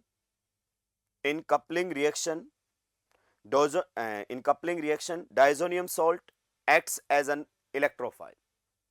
in coupling reaction diazonium salt acts as an electrophile, यानी कि रिएजेंट की तरह काम करता है। Clear? in coupling reaction diazonium salt acts as an electrophile and couples with highly activated benzene rings only, and couples with highly activated benzene rings only, couples with highly activated benzene rings only। Bracket में लिखेंगे in the presence of strong activating groups, in the presence of strong activating groups like O minus, NH2, NHR और NR2। Clear? कौन से group की presence में coupling reaction show करेगा? O minus, NH2, NHR and NR2। और आप जानते हैं ये सारे के सारे ग्रुप कैसे होते हैं एरोमेटिक इलेक्ट्रोफिलिक सब्स्टिट्यूशन में? Strongly activating, strongly activating. तो ये जो आप लोगों के सामने ग्रुप हैं ये स्ट्रांगली एक्टिवेटिंग ग्रुप्स होते हैं। इन्हीं की ही प्रेजेंस में जो आपका डाइजोनियम सॉल्ट है वो कपलिंग रिएक्शन शो करेगा। आइए मैं आपको थोड़ा सा रिकॉल करवा देता हूं। सबसे पहले समझिए कपलिंग रिएक्शन किसका एग्जांपल है? कपलिंग रिएक्शन एक एरोमेटिक इलेक्ट्रोफिलिक सब्स्टिट्यूशन का एग्जांपल है। एरोमेटिक इलेक्ट्रोफिलिक सब्स्टिट्यूशन में क्या होता है? ये हमारे सामने इलेक्ट्रोफाइल होता था। बताइए क्या होती थी रिएक्शन के अंदर? One of the hydrogen was replaced by an electrophile. तो यहां पर आपका H प्लस हट जाएगा और कौन आ जाएगा, कोई इलेक्ट्रोफाइल, H प्लस हट गया। बहुत सिंप्लीफाइड वे में बताया है। So this is electrophilic substitution reaction and which electrophilic, aromatic electrophilic substitution. Clear. मैंने आपको इलेक्ट्रोफाइल्स की कैटेगरी भी बताई थी दोस्तों, और मैंने ये भी कहा था ये पॉइंट एकदम एक्सक्लूसिव है। ठीक है, मैं आपको बताता हूं फिर से कैटेगरी इलेक्ट्रोफाइल्स की। देखो, एक इलेक्ट्रोफाइल हमारे पास होता है NO2 प्लस, एक इलेक्ट्रोफाइल हमारे सामने था SO3H प्लस, एक इलेक्ट्रोफाइल हमारे पास है X प्लस। क्लियर। ये आपकी aromatic electrophilic substitution reaction show करेंगे, चाहे बेंजीन नॉर्मल हो, चाहे एक्टिवेटेड हो, चाहे डीएक्टिवेटेड हो, कैसा भी ग्रुप लगा हो, ये aromatic electrophilic substitution reaction show करते रहते हैं। ये स्ट्रॉन्ग इलेक्ट्रोफाइल्स हैं। क्लियर। नेक्स्ट अगर अपन बात करना चाहें तो मैंने बताया था, अगर आपका इलेक्ट्रोफाइल R प्लस है, या फिर आपका इलेक्ट्रोफाइल RCO प्लस है, या फिर आपका इलेक्ट्रोफाइल कुछ इस प्रकार से है। क्लियर। आपका इलेक्ट्रोफाइल ये वाला है, यानी कि कार्बोकेटाइन है कुल मिलाकर। कौन सा है, कार्बोकेटाइन। अगर आपका इलेक्ट्रोफाइल है तो ये आपके वीक इलेक्ट्रोफाइल होते हैं, वीक इलेक्ट्रोफाइल होते हैं। और ये एरोमेटिक इलेक्ट्रोफिलिक सब्स्टिट्यूशन रिएक्शन नहीं दिया करते हैं in the presence of deactivating and meta directing. यहां पर मैंने आपको लिखवाया था, याद हो तो, नो SEAR, मतलब no aromatic electrophilic substitution in the presence of, in the presence of deactivating, in the presence of अगर अपन बात करना चाहें activating, deactivating and meta directing group, and meta directing group, ये आपका H प्लस को replace नहीं कर पाएंगे। अगर रिंग के ऊपर कोई डीएक्टिवेटिंग और मेटा डायरेक्टिंग ग्रुप लगा है तो ये H प्लस को रिप्लेस नहीं कर पाते। रिकॉल कीजिए, फ्रिडलक्राफ्ट एल्काइलेशन और फ्रिडलक्राफ्ट असाइलेशन फेल हो जाती है इन the presence of deactivating and meta directing group. कुछ याद कर पा रहे हो? तो ये आपका इलेक्ट्रोफाइल फ्रिडलक्राफ्ट एल्काइलेशन का है, और ये आपका इलेक्ट्रोफाइल फ्रिडलक्राफ्ट असाइलेशन का है। कुछ आपको याद आ पा रहा है? तो ये अपन ने कुछ एक्सक्लूसिव बातें बताई है, हालांकि आजकल नहीं रही है, कॉपी पेस्ट होता है। नेक्स्ट अगर अपन बात करें इन इलेक्ट्रोफाइल्स के बारे में, सुन लो, ये आपके सामने इलेक्ट्रोफाइल हैं दोनों। क्लियर। ये हमारे सामने इलेक्ट्रोफाइल हैं। ये जो इलेक्ट्रोफाइल्स हैं इनको मैं नाइट्रोजन वाला इलेक्ट्रोफाइल बोलता हूं। भाई साहब, ये बहुत ही वीक इलेक्ट्रोफिलिक नेचर के होते हैं।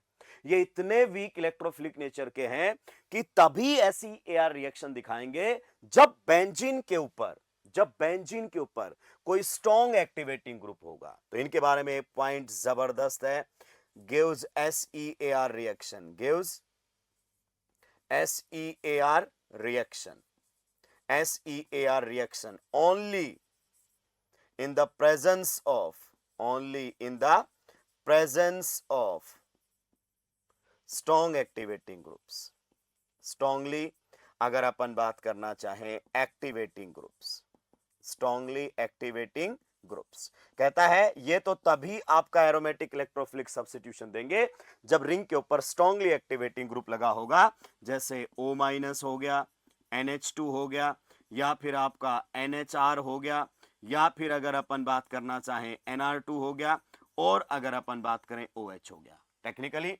OH को भी अगर अपन बात करना चाहें तो कन्वर्ट कर लिया जाएगा O- के अंदर। कहता है कोई स्ट्रांगली एक्टिवेटिंग ग्रुप आपके रिंग के ऊपर होगा तभी ये आपकी एरोमेटिक इलेक्ट्रोफिलिक सब्स्टिट्यूशन देंगे। मैं आपको फिर से रिकॉल करवाता हूं, अगर इलेक्ट्रोफाइल NO2 प्लस है, SO3H प्लस है, X प्लस है, तो रिंग पर कैसा भी ग्रुप लगा हो, एक्टिवेटिंग डीएक्टिवेटिंग, कोई कद्दू फर्क नहीं पड़ेगा, आके H रिप्लेस करके चले जाएंगे। कौन सा H रिप्लेस होगा वो ग्रुप डिसाइड करेगा। ठीक है। अगर आपके इलेक्ट्रोफाइल्स ये हैं और रिंग के ऊपर रिंग के ऊपर deactivating and meta directing group है, तो ये रिएक्शन रिंग के साथ नहीं कर पाएंगे, एरोमेटिक इलेक्ट्रोफिलिक सब्स्टिट्यूशन नहीं होगा। ये तभी एरोमेटिक इलेक्ट्रोफिलिक सब्स्टिट्यूशन दे पाएंगे जब रिंग के ऊपर कोई स्ट्रांगली एक्टिवेटिंग ग्रुप प्रेजेंट है, यानी कि इस रिंग के ऊपर कौन प्रेजेंट होना चाहिए, O-, NH2, NHR, NR2 या फिर OH में से कोई होना चाहिए, तभी आपकी रिएक्शन होगी, अदरवाइज आपकी रिएक्शन नहीं होगी। क्यों? क्योंकि ये आपका कपलिंग रिएक्शन का इलेक्ट्रोफाइल है, और यही पॉइंट दोस्तों मैंने आपको थोड़ी देर पहले मेंशन करवाया है। पक्का? चलिए, क्या अब हम 1 बाय 1 रिएक्शंस की तरफ बढ़ सकते हैं? आइए हम बढ़ते हैं। मान लीजिए अगर अपन बात करना चाहें, ध्यान से सुनिएगा, ये हमारे सामने है फिनोल। क्या है? फिनोल। इसकी रिएक्शन मैं करवा रहा हूं किसके साथ? बेंजीन डाइजोनियम क्लोराइड, यानी कि सिंपली अगर मैं बोलना चाहूं तो डाइजोनियम क्लोराइड। इसको मैं अच्छे से लिख देता हूं। क्लियर?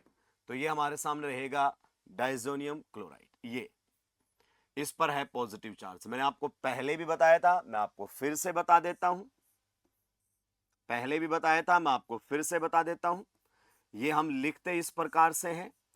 आपका ओरिजिनली पॉजिटिव चार्ज आप बताइए किसके ऊपर था?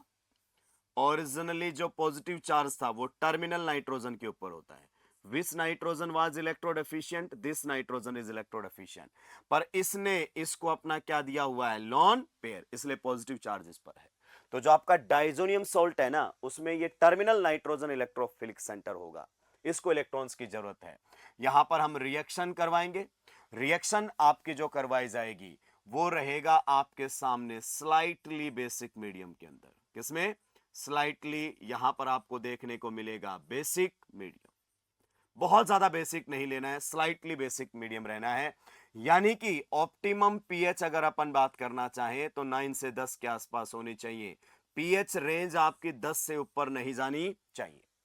पीएच रेंज 10 से ऊपर नहीं जानी चाहिए। अगर पीएच रेंज 10 से ऊपर गई तो आपका मीडियम स्ट्रांगली बेसिक होने लगेगा और उसमें कपलिंग रिएक्शन नहीं हो पाएगी। ठीक है? तो ये आपके सामने रहेगा। आप जानते हैं ये रिएक्शन में किसका काम कर रहा है? इलेक्ट्रोफाइल का। ये रिएक्शन में किसका काम कर रहा है? इलेक्ट्रोफाइल। रिंग के ऊपर कौन सा ग्रुप लगा हुआ है? OH। और इसका कैसा इफेक्ट है? Plus R. प्लस आर से activating and ortho para directing. तो आप जानते हैं ये कहेगा इलेक्ट्रोफाइल को कि साहब आप मेरे ऑर्थो या पैरा से चटाइए और जुड़ जाइए। ये कहता है आप मेरे बारे में जानते नहीं हो, मैं बहुत ही वीक इलेक्ट्रोफाइल हूं, हाईली एक्टिवेटेड बेंजीन पर ही एरोमेटिक इलेक्ट्रोफिलिक सब्स्टिट्यूशन शो करता हूं। तो ये कहता है कि साहब हम स्ट्रॉन्ग एक्टिवेटिंग के अंदर ही आते हैं और स्ट्रॉन्ग एक्टिवेटिंग हो जाएंगे रिएक्शन कंडीशन के अंदर। आप रिएक्शन करना शुरू कीजिए। तो बताइए एच ऑर्थो या पैरा में से कहां से हटाऊं? आप दोनों जगह से हटा सकते हो, पर मेजर प्रोडक्ट नॉर्मली कहां से आता है? पैरा से। तो यहां से आपका एच हट जाएगा और ये प्रोडक्ट बन जाएगा। क्लियर? ये हमारे सामने प्रोडक्ट की फॉर्मेशन हो जाएगी। क्लियर? पक्का? जी हां। तो ये आपके सामने बनकर आए। इस प्रोडक्ट का नाम मैं आपको बता देता हूं। देखो, जब आपके सामने ये कंपाउंड आ जाता है ना, नाइट्रोजन नाइट्रोजन डबल बॉन्ड, इधर भी कुछ भी लगाओ, इनको हम बोलते हैं एजो कंपाउंड्स। क्या बोलते हैं? Azo compound. जीओसी में भी बताया था कि ये एजो कंपाउंड्स हमेशा ही ज्योमेट्रिकल आइसोमेरिज्म शो करते हैं, सॉरी आइसोमेरिज्म में ना। तो ये हमारे सामने एजो कंपाउंड है। क्लियर? अगर मान लीजिए इसमें दोनों साइड लगे हुए ग्रुप सेम है, इधर समझो, ये हमारे सामने अगर प्रोडक्ट बन जाता है तो जिनमें ये नाइट्रोजन नाइट्रोजन डबल बॉन्ड आता है उनको हम एजो कंपाउंड बोलते हैं। दोनों साइड लगे हुए ग्रुप सेम है तो इसको सिंपली हम लिख देते हैं एजोबेंजीन। क्या लिख देते हैं? एजोबेंजीन। तो ये हमारे सामने एजोबेंजीन की फॉर्मेशन हो गई। क्लियर? दोनों सेम है, एक का ही नाम लिख दिया जाता है। इसमें देखो दोनों सेम बेंजीन तो है, लेकिन इसके रिस्पेक्ट में ये ऑर्थो पोजीशन है, ये मेटा पोजीशन है और ये पैरा। पैरा पर कौन सा ग्रुप लगा हुआ है? हाइड्रोक्सी। तो ये हमारे सामने बन जाता है पैरा हाइड्रोक्सी।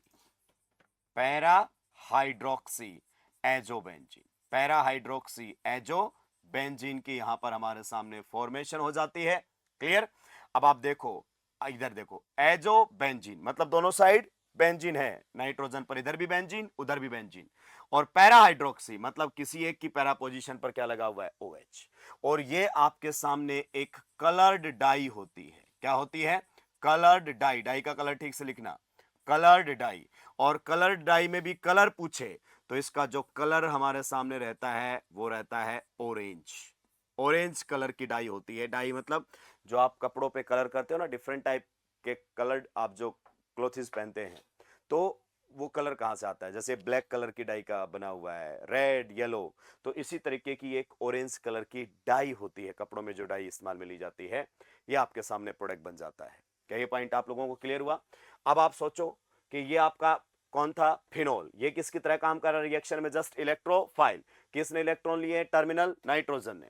आप इसकी जगह कोई दूसरा इलेक्ट्रोफाइल लेते तो वो भी ऑर्थो एंड पैरा से चटकर ही तो जुड़ता। क्या ये पॉइंट क्लियर हुआ? बिल्कुल सही। तो आपके सामने इसी को ही हम कपलिंग रिएक्शन कहते हैं। और इस रिएक्शन में बॉन्ड कार्बन नाइट्रोजन में बना है तो इसको हम CN कपलिंग भी कहते हैं। क्या कहते हैं? CN coupling. CN कपलिंग का मतलब है carbon nitrogen bond is formed in this chemical reaction. ठीक है सर, हो गया। पर आपने रिएक्शन का मीडियम स्लाइटली अल्कलाइन क्यों लिया, बेसिक मीडियम क्यों लिया? आइए मैं आपको समझाता हूं। टेक्निकली ये रिएक्शन फिनोल के बस की बात नहीं है। रिएक्शन फिनोल नहीं, फिनॉक्साइड आयन कर रहा है। ये आपका फिनोल है, अगर मैंने हल्का सा बेसिक मीडियम लिया तो आप जानते हैं किस में कन्वर्ट हो जाएगा, ये phenol will convert into phenoxide ion. सही बात है कि नहीं है? बिल्कुल सही। तो अगर अपन इसके बारे में बात करना चाहें तो ये आपके बारे में रहता कपल्स स्लोली, क्लियर। और ये जो आपके सामने रहेगा couples rapidly, couples rapidly. Rapidly का मतलब, अरे मेरे भाई सिंपल सी बात कह रहा हूं, reactivity, reactivity in SEAR reaction, aromatic electrophilic substitution में, which one is more reactive, which one is more reactive, your phenoxide ion और your phenol, which one is more reactive, your phenoxide ion और phenol. Phenoxide ion की reactivity ज्यादा होती है, इसलिए हम reaction को स्लाइटली बेसिक मीडियम में करवाते हैं, क्योंकि फिनॉक्साइड आयन जो है वो फास्ट रिएक्शन करेगा डाइजोनियम सॉल्ट के साथ as compare to your phenol. ऐसा पहली बार नहीं हुआ है, उससे पहले भी हुआ है। जब जब आपके इलेक्ट्रोफाइल्स बहुत वीक होते थे, आपने फिनॉल को फिनॉक्साइड आयन में बदला है, और मैं आपको याद दिला सकता हूं ऐसा आपने कहां कहां किया है। आपने ऐसा किया है Kolbe Schmitt reaction, simply known as Kolbe reaction, and आपने ऐसा किया है राइमर टीमन रिएक्शन में, वहां भी डाइक्लोरोकार्बिन वीक इलेक्ट्रोफाइल था, फिनोल पर नहीं फिनॉक्साइड पर रिएक्शन कर रहा था। CO2 was week electrophile, phenol पर नहीं फिनॉक्साइड आयन पर रिएक्शन कर रहा था। Now you got the point? जी हां। तो ये रिएक्शन आपकी simple aromatic electrophilic substitution reaction है। पैरा पोजीशन का एच कर, ये आप लोगों के सामने बन गया है। बना हुआ प्रोडक्ट एक कलर डाई है, तो कलर आपसे पूछ सकता है, क्वेश्चन ऐसे पूछ सकता है, a given amine is reacted with nitrous acid, a given amine is reacted with nitrous acid at low temperature, product X is formed. When product X is reacted with phenol in slightly alkaline medium, product Y is formed, and Y is a orange colored dye. Y is a orange colored dye. Identify the amine. अमीन को identify कीजिए। तो definitely आप समझ गए die मतलब कौन सी हुई, coupling reaction, और कपलिंग रिएक्शन कौन शो करता है आपका, डाइजोनियम सॉल्ट। तो जो आपका अमीन रहा होगा वो डाइजोनियम सॉल्ट बना कर दिया होगा। और कौन से आपके अमीन्स डाइजोनियम सॉल्ट बनाते हैं, 1 डिग्री एरोमेटिक अमीन।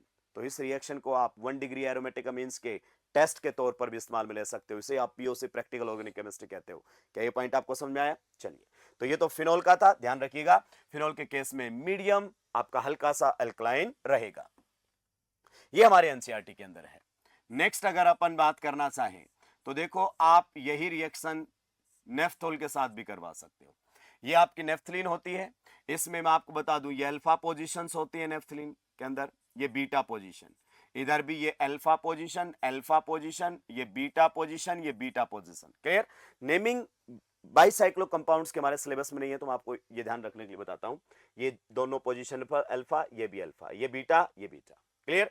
तो अगर हमारे सामने कुछ इस प्रकार से आ जाए, ये हमारे सामने नेफ्थलीन है, बिल्कुल सही, और मैंने यहां पर OH लगा दिया है। क्लियर? तो बताइए H कौन सी पोजीशन से हटाया है, बीटा पोजीशन का H हटाकर OH लगा दिया है। तो इसको दोस्तों हम कहते हैं बीटा नेफ्थोल। क्या बोलते हैं? Beta naphthol. और अब मैं इसकी रिएक्शन करवा रहा हूं डाइजोनियम सॉल्ट के साथ। किसके साथ? डाइजोनियम सॉल्ट के साथ, N2+ Cl-। Clear? And reaction is carried out in the presence of OH-, यानी कि मीडियम आपका यहां भी कैसा रहेगा, स्लाइटली बेसिक। अब मुझे इसको समझाने की जरूरत नहीं है, आप समझ रहे हो, H को हटाकर O- बनाना पड़ेगा। अब ये नेफ्थलीन है, नेफ्थलीन की एरोमेटिक इलेक्ट्रोफिलिक सब्स्टिट्यूशन हमारे सिलेबस में नहीं है, पर ये क्वेश्चन कई जगह आपको देखने को मिल सकता है, कई जगह देखने को मिल सकता है। तो आउट ऑफ एनसीईआरटी में जाकर बता रहा हूं, मैं आपको क्लियर कर देता हूं, ये रिएक्शन एनसीईआरटी में कहीं भी नहीं है, लेकिन ये आपको कई जगह देखने को मिलेगी। उसको देखने के लिए आपको पहले नेफ्थलीन की एरोमेटिक इलेक्ट्रोफिलिक सब्स्टिट्यूशन पढ़नी पड़ेगी। जैसे इसमें आपने बहुत इजीली आइडेंटिफाई किया कि ये इलेक्ट्रोफाइल कौन सा H हटाएगा, +R activating and ortho para directing, मतलब H ऑर्थो या पैरा से हटेगा, नॉर्मली मेजर प्रोडक्ट पैरा से आता है। ये पॉइंट आपको क्लियर हुआ? बिल्कुल सही बात है। ठीक है जी हाँ। तो यहां पर अगर अपन बात करें तो अभी आपको पता नहीं ना कि H कहां से हटेगा, क्योंकि नेफ्थलीन में हमने रिएक्शंस पढ़े नहीं है। तो ध्यान रखिएगा, सबसे पहले H कहां से हटेगा, ये वाला H, यहां से H हटाया जाएगा, यहां से। क्लियर। और अगर इस H को हटाकर कोई ग्रुप लगा दिया गया है तो फिर यहां से हटाना शुरू कर देना। जब तक ये वाला अवेलेबल है OH के बाजू में अल्फा पोजीशन वाला, तो यही हटेगा। तो यहां पर भी आप लोगों के सामने एरोमेटिक इलेक्ट्रोफिलिक सब्स्टिट्यूशन रिएक्शन होगी। Clear. And which hydrogen will be replaced, sir आपने कहा ये हटाना है तो हमने मान लिया है, हालांकि हमें पता नहीं ये क्यों हटेगा, क्योंकि इसकी रिएक्शन हमारे सिलेबस में नहीं है। तो ये आप लोगों के सामने बनकर आ जाएगा। ये भी आपके लिए एक कलर्ड डाई होती है। क्या होती है? कलर्ड डाई हमारे सामने होता है। कलर जो इसका रहता है वो रेड रहता है। कई बार रेड लिख देते हैं, कई बार ऑरेंज रेड लिख देते हैं। क्या लिख देते हैं? ऑरेंज रेड, एक ही बात है। तो इस रिएक्शन की मदद से भी आप 1 डिग्री एरोमेटिक अमीन्स को आइडेंटिफाई कर सकते हो। कैसे क्वेश्चन पूछेगा कि एक अमीन है जिसकी रिएक्शन हमने नाइट्रस एसिड के साथ करवाई लो टेम्परेचर पर, प्रोडक्ट एक्स बना। प्रोडक्ट एक्स को बीटा नेफ्थोल के साथ रिएक्ट करवाया गया in alkaline medium, product Y बना। एंड वाई एक रेड कलर्ड डाई है। कैसे कलर की डाई है? रेड कलर की। Identify the amine. तो अमीन आप समझिए, अमीन की रिएक्शन करवाने पर प्रोडक्ट क्या बन रहा है? एक्स। एक्स की रिएक्शन बीटा नेफ्थोल के साथ करवाने पर रेड कलर की डाई बन रही है। तो आप समझ गए एक्स कौन है? Diazonium salt. और कौन से अमीन डाइजोनियम सॉल्ट बनाते हैं? 1 degree aromatic amines. Hence this reaction can be used as identification of primary aromatic amines, यानी कि उनका टेस्ट हो गया है POC. You got the point? चलिए नेक्स्ट, ये तो सारी कहानी हमारे सामने हो गई फिनोल रिलेटेड। अगर हम एनिलीन की रिएक्शन करवाते हैं, एनिलीन भी आपका अच्छा खासा स्ट्रॉन्ग एक्टिवेटिंग ग्रुप आप जानते हैं, पक्का? जी हाँ, NH2। अगर इसकी रिएक्शन हमने करवा दी है किसके साथ? डाइजोनियम सॉल्ट के साथ। ये हमारे सामने डाइजोनियम सॉल्ट, आप समझिए मैंने इसको बढ़िया तरीके से लिखना शुरू कर दिया है सो दैट आप आइडेंटिफाई करें this nitrogen is electrophilic centre and this reaction will be carried out in slightly acidic medium. Slightly अगर अपन बात करना चाहें एसिडिक मीडियम, रिएक्शन को स्लाइटली एसिडिक मीडियम में करवाया जाएगा, यानी कि पीएच रेंज जो आपकी रहनी चाहिए ये रहनी चाहिए 5 से 7। पीएच जो है वो 5 से नीचे नहीं गिरनी चाहिए। जो पीएच है वो बिलो 5 से नहीं होना चाहिए, वरना रिएक्शन बहुत ही स्लो हो जाएगी। अब आप जानते हैं NH2 का भी बताइए कैसा इफेक्ट है? प्लस आर से एक्टिवेटिंग एंड ऑर्थोपैरा डायरेक्टिंग। तो या तो H कहां से हटाओगे? ऑर्थो से, या H कहां से हटाओगे? पैरा से। और आप जानते हैं ये कौन है रिएक्शन में? Electrophile. So diazonium salt is just acting as an electrophile in this coupling reaction. Clear? तो आप बताइए कौन सा H आप हटाना प्रेफर करेंगे, ऑर्थो से या पैरा से? मेजर प्रोडक्ट के लिए पैरा से। तो पैरा पोजीशन से अगर अपन बात करना चाहें तो हम H हटा देंगे। क्लियर? H हटा देंगे तो इलेक्ट्रोफाइल यहां पर जुड़ जाएगा H प्लस हटाकर, एंड इलेक्ट्रोफाइल हमारा कौन है? Diazonium salt. क्लियर? तो आपके सामने एजो कंपाउंड की फॉर्मेशन हो गई। देख सकते हैं आप azo compound, nitrogen nitrogen double bond दोनों साइड वैलेंसी। तो एजो कंपाउंड और इसका नाम लिखोगे तो इसमें पैरा पोजीशन पर कौन लगा हुआ है? अमीनो। तो आप इसको लिख सकते हो para amino azo benzene. Azo benzene, azo benzene का मतलब नाइट्रोजन के दोनों साइड बेंजीन है, पैरामिनो मतलब एक की पैरा पोजीशन पर NH2 ग्रुप है। और दोस्तों ये भी एक आपका कलर्ड डाई होता है। क्या होता है? कलर्ड डाई आप लोगों के सामने रहेगा, और इसका कलर जो होता है वो होता है येलो। कैसा होता है? येलो। तो जब एनिलीन डाइजोनियम सॉल्ट के साथ रिएक्शन करता है स्लाइटली एसिडिक मीडियम के अंदर, तो उस केस में आपके सामने एक येलो कलर्ड डाई बनती है। क्या बनती है? Yellow coloured dye. और this is again an example of aromatic electrophilic substitution. पर ये तभी होगा जब रिंग के ऊपर स्ट्रांगली एक्टिवेटिंग ग्रुप प्रेजेंट रहेगा। ठीक है? अब आपसे मैं ये जानना चाह रहा हूं कि हम रिएक्शन में स्लाइटली एसिडिक मीडियम ही क्यों रखते हैं? अगर हमने रिएक्शन में स्ट्रांगली एसिडिक मीडियम रख लिया तो क्या हो जाएगा? आइए थोड़ा सा जानने की कोशिश करते हैं। अगर हमने मान लीजिए स्ट्रांगली एसिडिक मीडियम रख लिया तो आप जानते हैं बहुत पहले से एनिलीन का नेचर कैसा होता है? बेसिक। क्लियर? तो आपका H प्लस रहेगा, और H प्लस का पहला काम बताइए क्या होता है? प्रोटोनेशन। अगर इसने इसको अपना लोन पेयर दे दिया है दोस्तों, अगर इसने इसको अपना लोन पेयर दे दिया है तो बताइए एनिलीन से क्या बन जाएगा? Anilinium ion. क्लियर? इस ग्रुप के बारे में आप अच्छे से समझ लीजिए, ये स्ट्रॉन्ग डीएक्टिवेटिंग ग्रुप होता है, स्ट्रॉन्गली डीएक्टिवेटिंग। कई बार मैंने बात की है इसके बारे में। स्ट्रॉन्गली डीएक्टिवेटिंग ग्रुप आपके सामने रहता है, और ये ग्रुप आपका कैसा है? Strongly activating, strongly activating, strongly activating. और वो ग्रुप कैसा है? Strongly deactivating. अब मैं आपको कैसे याद दिलाऊं? ओनली माइनस आई, ओनली माइनस आई वाले कैसे होते हैं? Strongly deactivating. बताया था कि नहीं बताया था एरोमेटिक इलेक्ट्रोफिलिक सब्स्टिट्यूशन के अंदर? तो अगर अपन के बात करना चाहें इसके बारे में, तो ये तो जो आपका है कपल्स रैपिडली, ये तो बहुत जल्दी एरोमेटिक इलेक्ट्रोफिलिक सब्स्टिट्यूशन रिएक्शन देगा। और इसके बारे में बात करना चाहें, डजंट कपल, डजंट कपल। दोस्तों ये जबरदस्त पॉइंट है। अगर आपका किसकी फॉर्मेशन हो गई है? एनिलीनियम आयन की फॉर्मेशन हो गई है। किसकी फॉर्मेशन हो गई है? एनिलीनियम आयन की अगर फॉर्मेशन हो गई है तो ये कपलिंग रिएक्शन शो नहीं करेगा। आप समझिए, आप समझिए इस पॉइंट को, ये बहुत ही वीक इलेक्ट्रोफाइल है। ये तभी रिएक्शन करेगा जब रिंग के ऊपर स्ट्रॉन्ग एक्टिवेटिंग ग्रुप होगा। और भाई साहब ये तो स्ट्रॉन्ग एक्टिवेटिंग छोड़ो, स्ट्रॉन्ग डीएक्टिवेटिंग ग्रुप है। तो आपका मीडियम बहुत ज्यादा एसिडिक नहीं होना चाहिए, पीएच बिलो 5 नहीं होनी चाहिए। अगर 5 से कम पीएच ली, मीडियम बहुत ज्यादा एसिडिक हो जाएगा, शुरुआत में रिएक्शन का रेट कम होगा और कपलिंग रिएक्शन रुक भी सकती है। क्लियर? ये तो पॉइंट हो गया। ये तो पॉइंट हुआ कि आपने स्ट्रांगली एसिडिक मीडियम क्यों नहीं लिया। अब जो बातें बता रहा हूं वो बहुत एक्सक्लूसिव है। आपने स्ट्रांगली एसिडिक मीडियम क्यों नहीं लिया? दूसरा, फिर आप स्लाइटली एसिडिक मीडियम ले ही क्यों रहे हैं? आप एसिडिक मीडियम लेते नहीं। ये पॉइंट आपका बिल्कुल सही है। अगर एक्चुअली मैं बात करना चाहूं दोस्तों, तो जो आपकी कपलिंग रिएक्शन है ना, वो दो तरीके से हो सकती है। ध्यान से सुनिए, अगर मैं एसिडिक मीडियम नहीं लेता हूं तो क्या होगा, समझना मेरी पॉइंट को। अगर मैं एसिडिक मीडियम नहीं लेता हूं तो आपकी कपलिंग रिएक्शन कुछ इस तरीके से होगी, और ये पॉइंट एक्सक्लूसिव है दोस्तों, ध्यान से सुनना। क्लियर? ये हमारे सामने है प्लस। आप बताइए कौन सा इलेक्ट्रोफाइल है? ये नाइट्रोजन वाला इलेक्ट्रोफाइल है। You got the point? जी हाँ। और नाइट्रोजन वाले इलेक्ट्रोफाइल्स की पहली पसंद बताइए, कहां से इलेक्ट्रॉन लेना होता है? नाइट्रोजन से। अरे मेरे भाई, इस रिएक्शन को मैं कुछ अलग तरीके से लिखता हूं, इस रिएक्शन को मैं कुछ अलग तरीके से लिखता हूं, जरा ध्यान से सुनना है। अगर मैंने ये रिएक्शन इधर ऐसे करवा देनी है, ये देखो समझो, अगर मैंने ये रिएक्शन कुछ ऐसे करवा देनी है, यहां पर हमारे सामने रहेगा ये। क्लियर? इस प्रकार से प्लस इलेक्ट्रोफाइल, और ये रिएक्शन मैंने ऐसे करवा देनी है।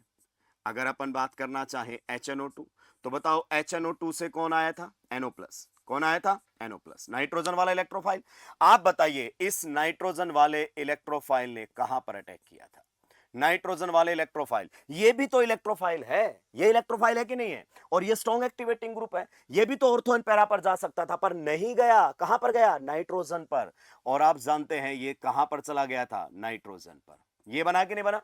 फर्दर फिर यहां से टोटोमेरिज्म हुआ और ये आपका N2 प्लस में कन्वर्ट हुआ। एग्जैक्टली हुआ कि नहीं हुआ?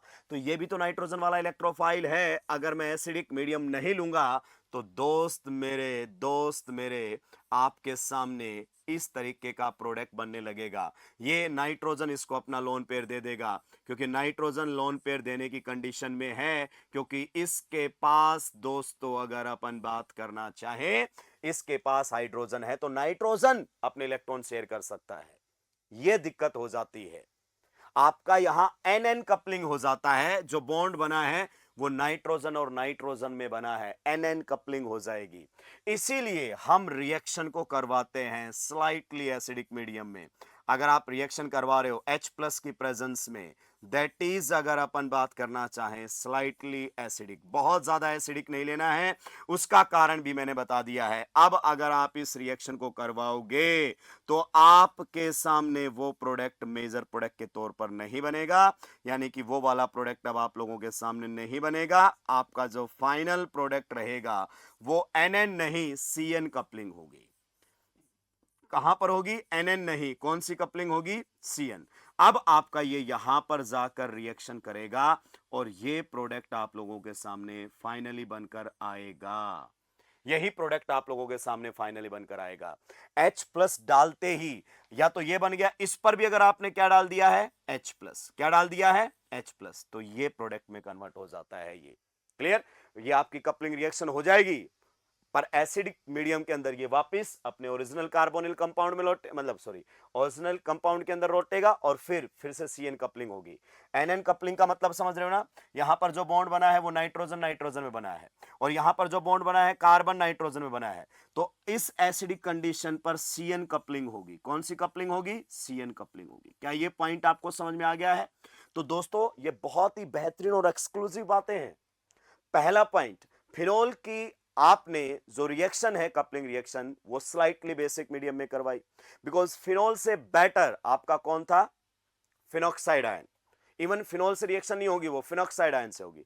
तो वहां क्लियर हो गया, मीडियम स्लाइटली बेसिक रखना, उसमें पीएच रेंज आपकी 10 से ऊपर नहीं जानी चाहिए। नेक्स्ट, आपने एनिलीन की रिएक्शन करवाई, पर एनिलीन की रिएक्शन स्लाइटली एसिडिक मीडियम में करवाई। स्लाइटली एसिडिक मीडियम का कारण, अगर हम एसिडिक मीडियम नहीं लेते तो ये प्रोडक्ट आप लोगों के सामने बन सकता है। एसिडिक मीडियम लेने पर ये प्रोडक्ट भी इसी के अंदर कन्वर्ट हो जाता है। तो अगर आपको सीएन कपलिंग करवानी है तो स्लाइटली एसिडिक मीडियम में करवानी है। स्ट्रांगली एसिडिक क्यों नहीं करवाना है, क्योंकि स्ट्रांगली एसिडिक ले लिया तो एनिलीनियम आयन की फॉर्मेशन हो जाएगी, प्रोटोनेशन से स्ट्रांगली एसिडिक मीडियम के अंदर, वो फिर कपलिंग रिएक्शन ही शो नहीं करेगा। तो ये बहुत शानदार बातें हैं जो मैंने आपको बताई है। क्लियर, चलिए आगे बढ़ सकते हैं। सिमिलर टाइप की रिएक्शंस आप जरा देखने को मिलेगी यहां पर। मान लीजिए अगर अपन बात करना चाहें, ये हमारे सामने एक अमीन है, ये हमारे सामने एक अमीन है, रिएक्शन इसकी करवाई जा रही है। किसके साथ रिएक्शन करवा रहा हूं मैं, reaction is carried out with diazonium salt. आप जानते हैं टर्मिनल नाइट्रोजन को इलेक्ट्रॉन्स की जरूरत है, या फिर मैं रिएक्शन इसकी करवा रहा हूं, ध्यान से सुनिएगा, पुरानी रिएक्शन आपके पास लौट के आ जाएगी। रिएक्शन में करवा रहा हूं इसकी, किसके साथ रिएक्शन करवा रहा हूं, NaNO2 के साथ in the presence of HCl। बताइए कौन सा अमीन है, it is a 3 degree aromatic amine, it's a 3 degree aromatic amine. कहता है इसमें अगर आप एसिडिक मीडियम नहीं भी लोगे ना तो भी आपका कपलिंग जो है वो CN ही होगा। एसिडिक मीडियम नहीं भी लोगे, ले लोगे तो कोई दिक्कत नहीं है, नहीं भी लोगे तो आपका CN कपलिंग ही होगा। क्यों, आप समझिए। क्या नाइट्रोजन यहां पर अपना इलेक्ट्रॉन पेयर देने की कंडीशन में है, क्या नाइट्रोजन यहां पर इलेक्ट्रॉन पेयर देने की कंडीशन में है, नहीं। बिकॉज नाइट्रोजन अगर अपना लोन पेयर देगा तो नाइट्रोजन पर पॉजिटिव चार्ज आ जाएगा और वो उसको हैंडल नहीं कर सकता। नाइट्रोजन कब तक अपना पेयर इलेक्ट्रॉन शेयर करता है, जब तक उस पर H होता है। तो ये बोलेगा कि देखो मैं आपको इलेक्ट्रॉन नहीं दे सकता। और प्राइमरी और सेकेंडरी में एरोमेटिक में यही दिक्कत थी, अगर ये प्राइमरी एरोमेटिक या सेकेंडरी एरोमेटिक तो ये इलेक्ट्रॉन देकर ये प्रोडक्ट बना सकता है। इसलिए हमें स्लाइटली एसिडिक मीडियम चाहिए ही चाहिए। अगर ये बन भी गया तो एसिडिक मीडियम में वापस यहां तक हम पहुंच जाते हैं, CN कपलिंग का ही प्रोडक्ट बनकर आ जाता है। क्या ये पॉइंट आपको समझ में आया? लेकिन 3 डिग्री में तो आपका NN कपलिंग का कोई चांसेस ही नहीं है। बताइए इसका कैसा इफेक्ट लगेगा, प्लस आर से strong activating and ortho para directing. ये बोलेगा हमारी चॉइस तो आपसे इलेक्ट्रॉन लेने की थी, पर वो कहता है माफी चाहूंगा मैं इलेक्ट्रॉन देने की कंडीशन में हूं नहीं। तो कहां पर चले जाइए आप, मेरी ऑर्थो या पैरा पोजीशन से H हटाकर जुड़ जाइए। आप बताइए मेजर प्रोडक्ट कहां से, ऑर्थो से या पैरा से? तो आप अच्छे से जानते हैं मेजर प्रोडक्ट आप कहां से बनाएंगे, पैरा से। क्लियर, तो ये आप लोगों के सामने प्रोडक्ट की फॉर्मेशन हो जाएगी। तो सर ये भी तो एजो कंपाउंड है, बिल्कुल। इसमें भी कलर्ड बनता है क्या, बिल्कुल। ये भी आप लोगों के सामने एक क्या होती है, कलर्ड डाई होती है। एरोमेटिक अमीन्स वालों में येलो कलर आता है ना, ठीक है, और फिनोल वालों में ऑरेंज कलर आता है। तो ये आपके सामने रहेगा। आप बताओ इन दोनों की मदद से क्या बनता है, NO+। और क्या ये NO+ को इलेक्ट्रॉन दे पाएगा, नहीं दे पाएगा, नाइट्रोजन पर H नहीं है। आप याद कीजिए 3 डिग्री एरोमेटिक अमीन्स के केस में भी आपका कुछ ऐसा ही प्रोडक्ट बना था, इसने इसको भी मना कर दिया था कि नहीं दे पाऊंगा इलेक्ट्रॉन, कहां चले जाइए मेरी पैरा पोजीशन पर। यहां पर भी एरोमेटिक इलेक्ट्रोफिलिक सब्स्टिट्यूशन हुआ था, माना कि दोनों वीक इलेक्ट्रोफाइल हैं, पर ये लगा हुआ ग्रुप स्ट्रांगली एक्टिवेटिंग है, एरोमेटिक इलेक्ट्रोफिलिक सब्स्टिट्यूशन हो सकता है। क्लियर, तो इस तरीके से आपके सामने कुछ क्वेश्चंस यहां पर हम लिख लेते हैं। Complete the following reactions, complete the following reactions, complete the following reactions. आइए पहली रिएक्शन की तरफ हम बढ़ते हैं दोस्तों। ये हमारे सामने है OH, यहां पर हमारे सामने है CH3। रिएक्शन हम करवा रहे हैं किसके साथ, बेंजीन डाइजोनियम क्लोराइड के साथ, बेंजीन डाइजोनियम क्लोराइड के साथ। And reaction is carried out in the presence of OH minus means slightly acidic medium. आप जानते हैं ये आपके रिएक्शन में क्या है, इलेक्ट्रोफाइल। क्या बेंजीन और उसके डेरिवेटिव इलेक्ट्रोफाइल के साथ रिएक्शन करते हैं? बिल्कुल करते हैं। पर आप बताइए एडिशन या सब्स्टिट्यूशन? सब्स्टिट्यूशन। अब किसके हिसाब से होगा आप बताइए, OH के हिसाब से इलेक्ट्रोफाइल H को रिप्लेस करे या फिर आपके CH3 के हिसाब से? दो ग्रुप लगे हुए हैं, एक तो आपका कौन है OH और एक आपका कौन है CH3। और आप जानते हैं OH कैसा है, स्ट्रांगली एक्टिवेटिंग, स्ट्रांगली एक्टिवेटिंग। क्या ये पॉइंट आपको क्लियर हुआ? बिल्कुल। तो दोनों में से मेजर प्रोडक्ट किसके हिसाब से आएगा, स्ट्रांगली एक्टिवेटिंग। ये कहेगा मेरी ऑर्थो या पैरा से H हटाकर जुड़ो, पर इसकी पैरा पर तो H है ही नहीं, CH3 आया हुआ है। तो बताइए इस बार कपलिंग रिएक्शन का प्रोडक्ट कहां से बनेगा, ऑर्थो पोजीशन से। तो यहां पर आप लोगों के सामने प्रोडक्ट बनकर आ जाएगा। किसी को कोई दिक्कत आपत्ति परेशानी इसके अंदर है क्या? होनी भी नहीं चाहिए। तो ये प्रोडक्ट हमारे सामने बनेगा, ठीक है। नेक्स्ट क्वेश्चन आप लोगों के सामने कैसा है, ये हमारे सामने दिया गया है, बढ़िया क्वेश्चन आप लोगों के सामने। OH है, यहां पर हमारे सामने NH2 है, ठीक है। रिएक्शन हम करवा रहे हैं किसके साथ, रिएक्शन हम करवा रहे हैं डाइजोनियम सॉल्ट के साथ, benzene diazonium salt. Temperature low ही रखेंगे ना, नहीं तो डिकम्पोज हो जाएगा, आप अच्छे से जानते हैं। क्लियर? तो पॉजिटिव चार्ज यहां जरूर है, लेकिन आपको मालूम होना चाहिए this nitrogen is electrodeficient. In this condition reaction is carried out in alkaline medium, ठीक है।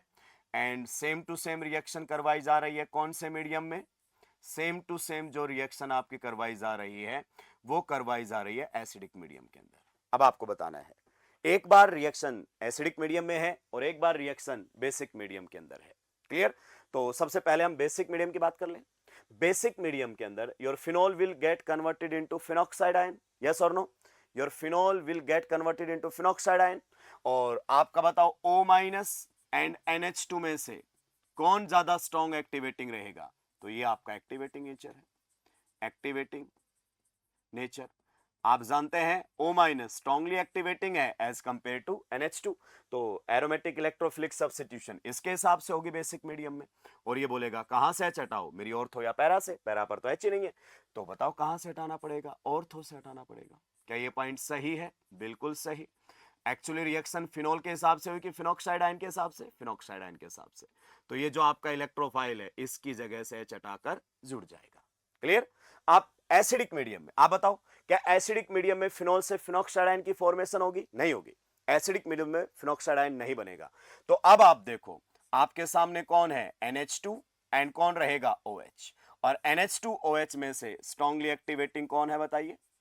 स्ट्रांगली अगर अपन बात करना चाहें एक्टिवेटिंग, दोनों ही स्ट्रांगली है, लेकिन रिलेटिव अगर अपन बात करना चाहें तो इन दोनों में से स्ट्रांगली एक्टिवेटिंग की अगर अपन बात करें तो यही रहेगा। तो इस बार रिएक्शन NH2 के हिसाब से होगी। NH2 बोलेगा मेरी ऑर्थो या पैरा से हटाइए, मेजर प्रोडक्ट कहता है पैरा से बनाइए। पर हमने कहा कि आपकी पैरा पर तो H ही नहीं है, तो कहता है कोई दिक्कत की बात नहीं है, ऑर्थो से H हटा दीजिए और इलेक्ट्रोफाइल को लगा दीजिए। तो ये प्रोडक्ट आप लोगों के सामने बनते हुए नजर आ जाएंगे। क्लियर? तो ये कपलिंग रिएक्शन जो आप लोगों के सामने थी that is aromatic electrophilic substitution. Simply आपको H+ हटाना है, पर ध्यान रखिए तभी होगी जब रिंग के ऊपर कोई स्ट्रांगली एक्टिवेटिंग ग्रुप प्रेजेंट होगा। ओके, चलिए नेक्स्ट और लास्ट रिएक्शन में आपसे पूछना चाहूंगा, नेक्स्ट और last question. Arrange the following, arrange the following in decreasing, arrange the following in decreasing rate with phenol, arrange the following in decreasing rate with phenol।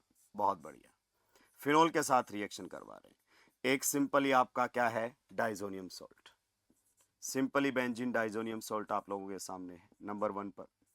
दूसरा अगर अपन बात करना चाहें तो यहां पर N2+ है, Cl- है और NO2 ग्रुप लगा दिया है, ठीक है। तीसरे में अगर अपन बात करना चाहें तो ये आपके सामने है, N2+ है, Cl- है, यहां पर भी NO2 ग्रुप लगा दिया है और यहां पर भी NO2 ग्रुप लगा दिया है, ये थर्ड है। क्लियर? फिर अगर अपन बात करना चाहें तो ये हमारे सामने है N2+, यहां पर है Cl-, यहाँ पर भी NO2 ग्रुप लगा दिया है, यहाँ पर भी NO2 ग्रुप लगा दिया है, यहाँ पर भी NO2 ग्रुप लगा दिया है। तो ये हमारे सामने है फोर्थ। कहता है कि सबसे फास्ट कपलिंग रिएक्शन फिनोल के साथ, समझ गए ना, फिनोल के साथ कौन दिखाएगा। तो आप बोलोगे सर कॉन्सेप्ट क्या है रिएक्शन का, तो आप समझिए ना रिएक्शन का कॉन्सेप्ट क्या है। आइए एक बार हम कपलिंग रिएक्शन की तरफ चलते हैं और कॉन्सेप्ट को थोड़ा सा रिकॉल करने की कोशिश करते हैं। ये हमारे सामने कपलिंग रिएक्शन है फिनोल वाली, देखिए यही कपलिंग रिएक्शन है ना।